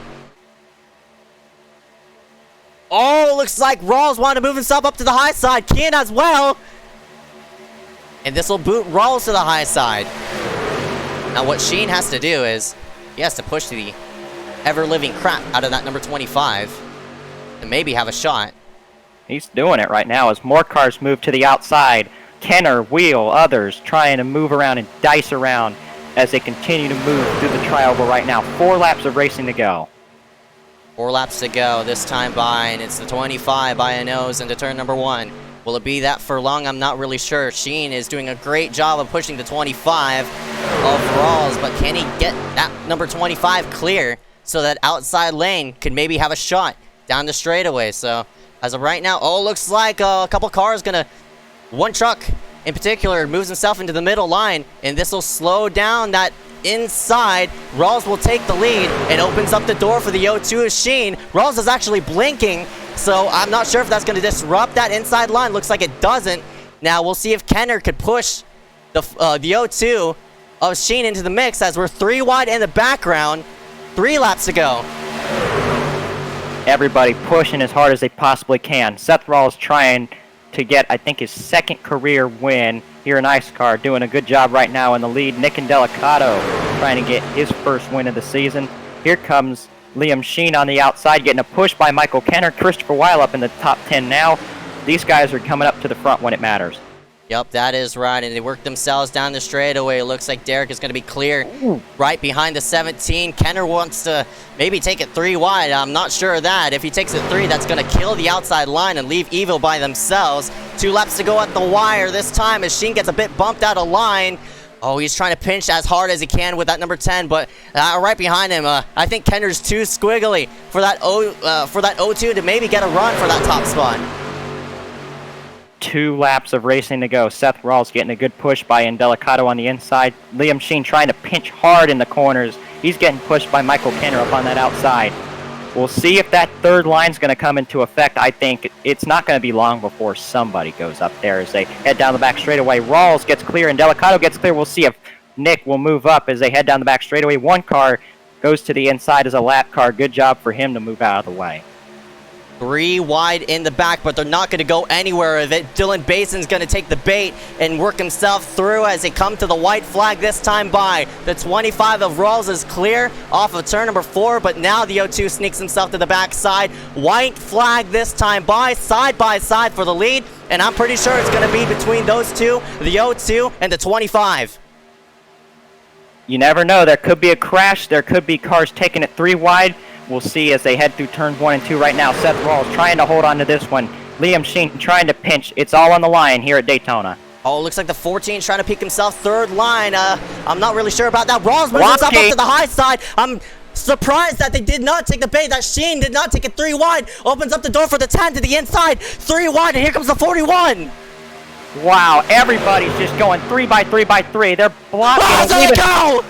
Turn around! Nick Indelicato getting through. Liam Sheen gets through. More cars are crashing. 2 cars gonna drag race to the start-finish line. Nick Indelicato, Liam Sheen, door banging to the start-finish. Nick Indelicato will open the season with a win here at Daytona. Wow! And it all got started when the 25 of Rawls got turned, and the wreck was set up from that point forward. Nick Indelicato was a winner here at Daytona. What a race. What a finish! That was amazing at the end. They all wiped each other out, so we could see some surprise guys get some good finishes here tonight. But Liam Sheen, once again, so close here in the fall series, but this will be a good start to his season. He's running for the championship in this series, so it's a great start for him to maybe make the chase. But Nick Indelicato collects his first win of the season, and what an incredible job by him. He was one of those guys that controlled the race all night long, and it pays off here as he will go to the front straightaway to do some burnout, some celebratory action here on the front straightaway. What a great job by him. He will burn it down here at Daytona under the lights. We'll get a replay on how this will all pan out as they came to the start-finish line. Of course, all in the midst of all that, some cars from that area does unfortunately do not make it to the end. I know Brian C. Mullen, he had to tow it. He'll finish 22nd. He was running top 10 at the time. Dallas Myhan, he finishes out in 20th place. You see him, the green car on the bottom side. But take a look at it again as they work themselves through 3 and 4. I think Rawls' blinking caused a chain reaction. Or actually, the move right about there might have caused a chain. No, this is looks like, I think coming to. This was coming to the coming white to flag. the white flag. So we'll fast forward. Here we go. Down the backstretch. Big block by Rawls. He barely was clear of Liam Sheen, but that's what he thought he had to do to control the momentum of the outside line, and he did so pretty well. And that's what forced that 41 to go outside. He got some big pushes from behind. I believe that's Basin behind him and another car behind as well. They were 3x3. I thought 3 lines were going to be in contention for the win, but then Rawls gets hooked right there by Sheen. He net codes as soon as he gets turned around, and then other guys crash behind. Big one back there. Hugest wreck of the night, but during to the start-finish line, and Indelicato went to the apron down here to make sure he won the race, and what a great job by him. He was one of those guys that controlled the race all night long, and it paid off for him. So, huge congratulations to him. I believe this is his second career win, if I'm not mistaken. Yep, that is right. And we'll see the big wreck right here. Rawls, of course, getting turned up on the high side. He had it forward, but then got murdered as the pack in the inside flew up. My goodness, the 17 of Mullen taking a hard hit to the outside wall. Oh my goodness, another big hit as DiMaggio gets murdered right there.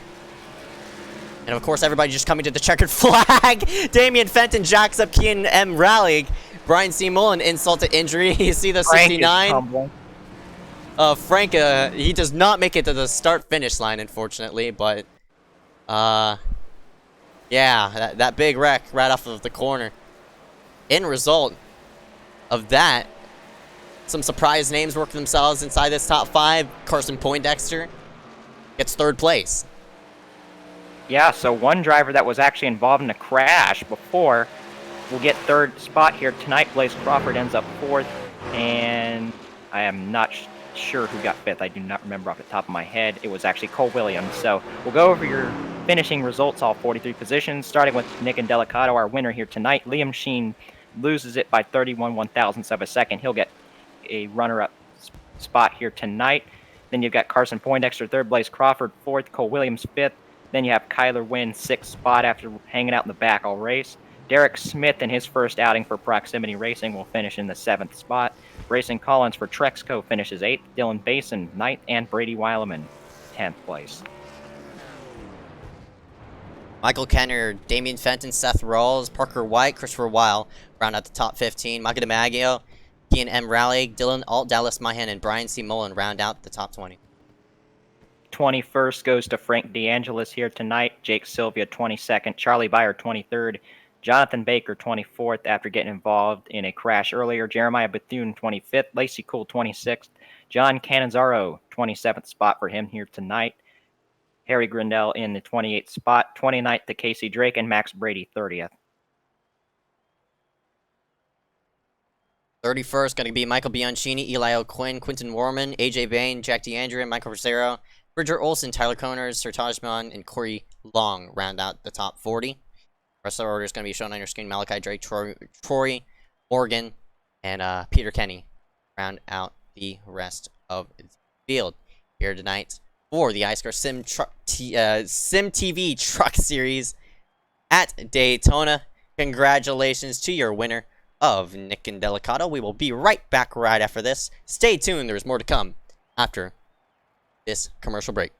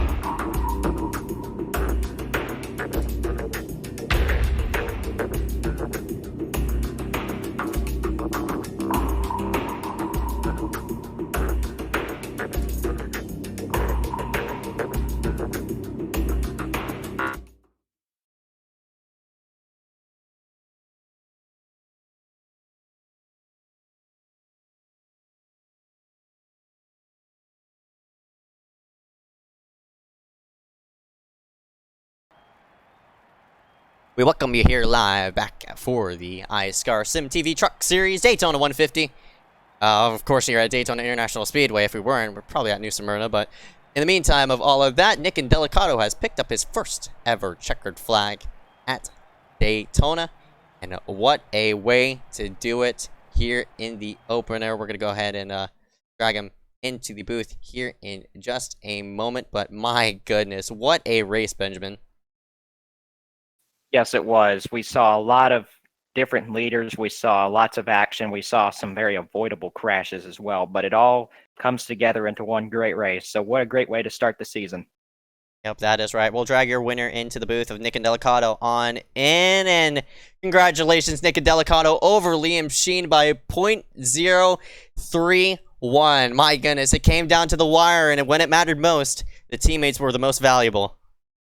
Yeah, it was a hell of a race, man. I'll really shout out to Kian and Seth. I mean, we're not teammates, but we're all really good friends, and we worked out something there at the end. And I was getting hot and about to blow up on the bottom. I was ready to pull off, but Seth pulled high, and our goal was to control both lanes. Whoever won, and he ended up getting turned, which really sucks. But one of us came away with a win.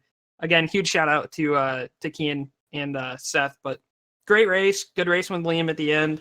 I kind of felt bad. I gave him a little bit of a big door bang, but wanted to get the win, so it was a ton of fun.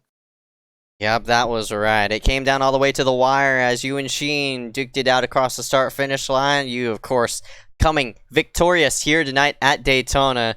I'm not sure if you're running full season, but what does this do, of course? The momentum booster coming on for the future weeks in iSCAR. Yeah, no, it definitely helps. I'm thinking about running a full season for the trucks. I know I am for Cup. Sadly, I'm not going to be able to make the first race at Daytona, but we'll be there for the rest of the season. But again, really cool to start out with a win in the Truck Series and have my teammates there to help out. And to be honest with you, controlled a lot of the race. Yep, that is right. Textbook by the 25, 10, and 077 here tonight at Daytona. Before we let you go, any sponsors want to thank here? Yeah, shout out to Seth Rawls Designs. Also, go check out my YouTube channel, YOUTOO, U2, and Heel Tread. Thank you to Heel Tread, actually a new sponsor to the channel. Go check them out. Ton of racing stocks of really any custom car in real life that you could think about. They're really cool. And again, thank you guys for putting this on. All right, about 10-4. Nick and Delicato rounds himself on top of the scoring pylon here tonight at Daytona. Congratulations with the big W here for tonight. Can't wait to talk to you coming for your next race. Yes, sir. Thank you. That was Nick and Delicato in the number 10. We're going to drag in the number 02 of Liam Sheen, who unfortunately came up short. Liam Sheen, you got a copy? Yeah, I got you. Well, you still haven't got enough win in the fall series yet, but another second place finish for you, so close. Yeah, kind of. I didn't really have any teammates there at the end. I was just kind of on my own, so I tried to, communicate with the top four since it seemed like we were the only ones that that wanted to race for it, like throughout the whole, second half of the race. Try to communicate with them there, maybe get something sorted there, but I couldn't really get, much of a deal going as Keenan bailed on me the very first 100 feet, so that sucked. But I'll take a second. I mean, hopefully I can get a win. I know the competition's really tough this year, but it sucks to get second, especially when I'm that close. Hopefully I can get it done in the next two races, but yeah, it's not a painful second, but yeah, you always want to win. Well, this is a great start to your truck season. Are you planning to run full-time in trucks, or what series are you planning to run full-time for this season? Honestly, it depends on what I come out in points were highest by like week 3 or week 4. I mean, I'd like to run full-time and everything, but I'll start focusing more on, series that I can contend for, a chase spot or a championship in. I feel like that I've gotten good enough to where I could be a contender. I think I made strides across, the past year and a half to be able to be in like a championship type contending, form. But everyone's really tough here, so I mean, it just depends on what I come out highest in points by like week 5 or week 4, just to see what I can focus on more. All right, well, this is a great start to your season, and congrats to you. Yes, you have definitely gotten better over the last year and a half. It's great to see the progressions that you've made. But before we let you go here for tonight, any sponsors, any teammates, anybody that you want to thank? Well, please disregard the logo on my quarter panel. I'm no longer associated with that organization, so please disregard that logo. But other than that, blank truck. So I mean, don't really have many people to thank. I guess I gotta help, or not help. Thank I guess Kian for working with me a little bit there at the end. Maybe a little bit, of thanks to Blaze and Dylan for helping me out towards the end there. Getting the lines moving so no one could jump up in front of me and we'd be cycle out 6th or 7th on the GWC. So thanks to those guys. And yeah, that's it. All right, well, congrats here on the runner-up finish. Good luck in the rest of the races this weekend, and of course, the whole season. Yeah, thank you.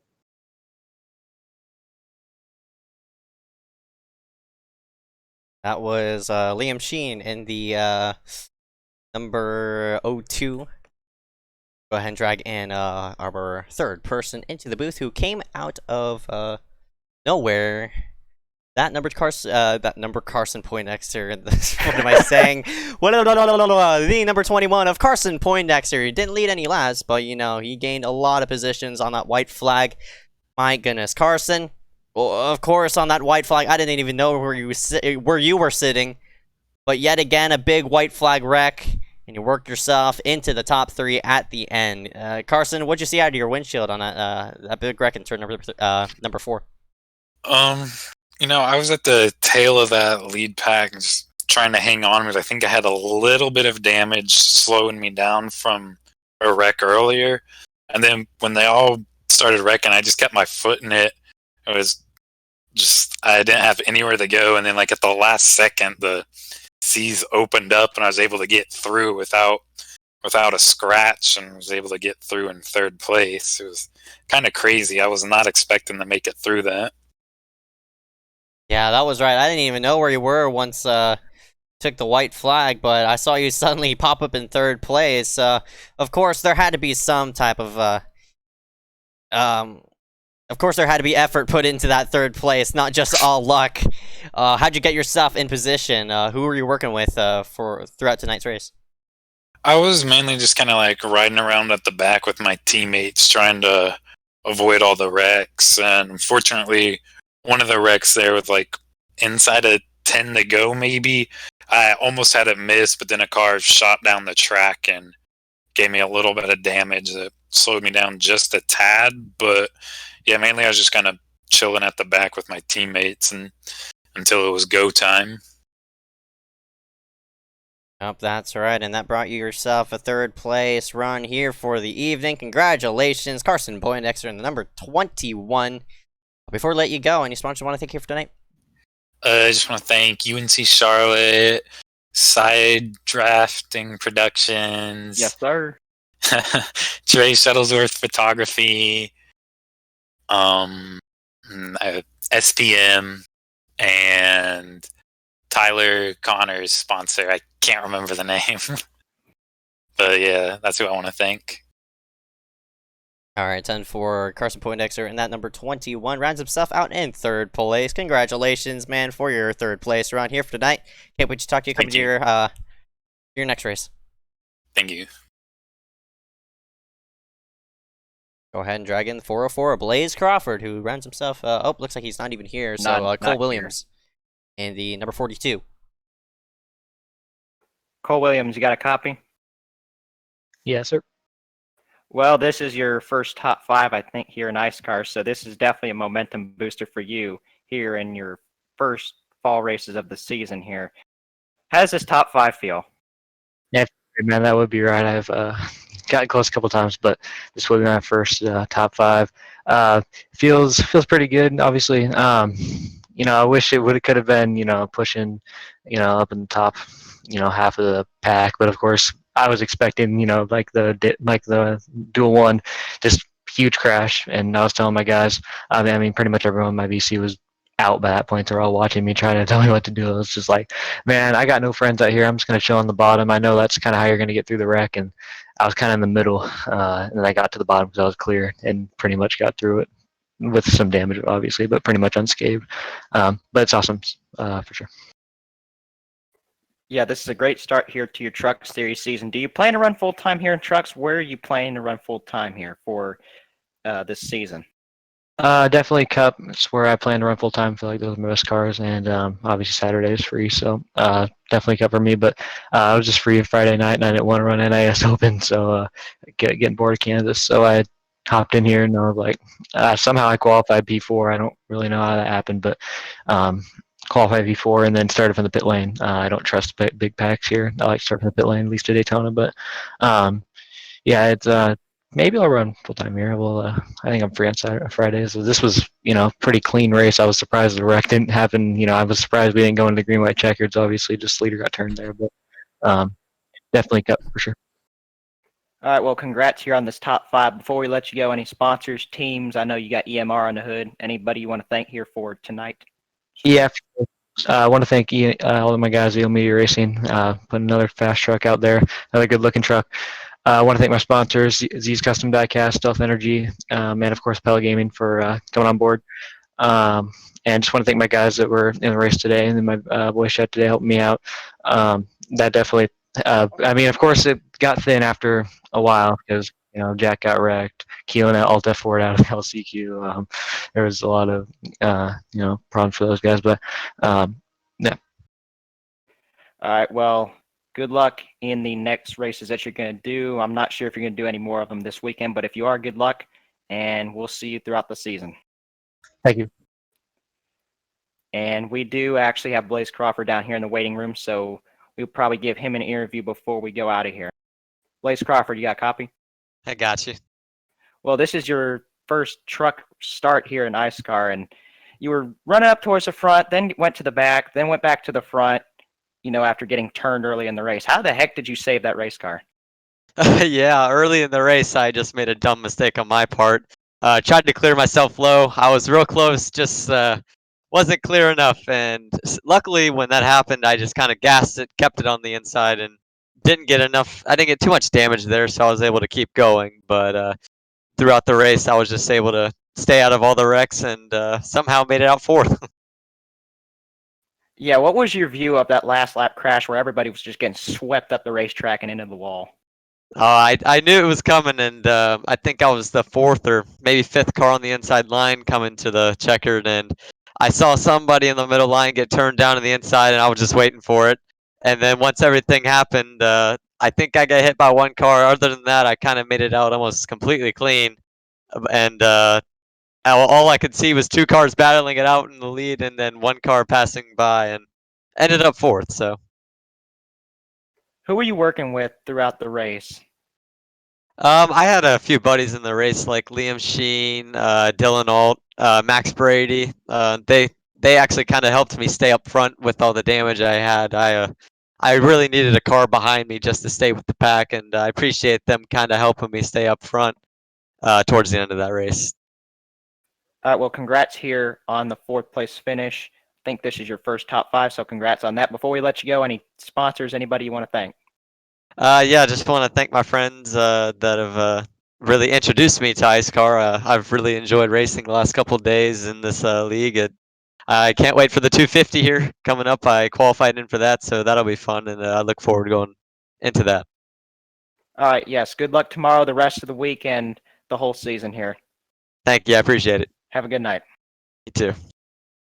That was Blaze Crawford, who sort of neck-hooded himself and drifted himself through. You see him in that 404 as he's wrecking through to get himself a 4th place run here for tonight. But all of that to the number 10 of Nick Indelicato, who puts that number 10 into victory lane here tonight for the Daytona 150. But before we let go of the broadcast, we want to thank our sponsors, SYMTV, of course, hopping on board with Liam Sheen and such. We also want to thank MaxSpeed TV, Rudy Cummings, for the opportunity to broadcast this special event. Of course, thank you for all the drivers who are showing up here for the evening, all the staff and official and iSCAR for putting on a great show for tonight. And with that being said, presented to you by MaxSpeed TV, iSCAR Sim TV Truck Series, Daytona 150 rounds itself to a close. Thank you guys for watching. We hope to see you Saturday night for the LC. Oh my goodness, I screwed it up. Benjamin, just take it away.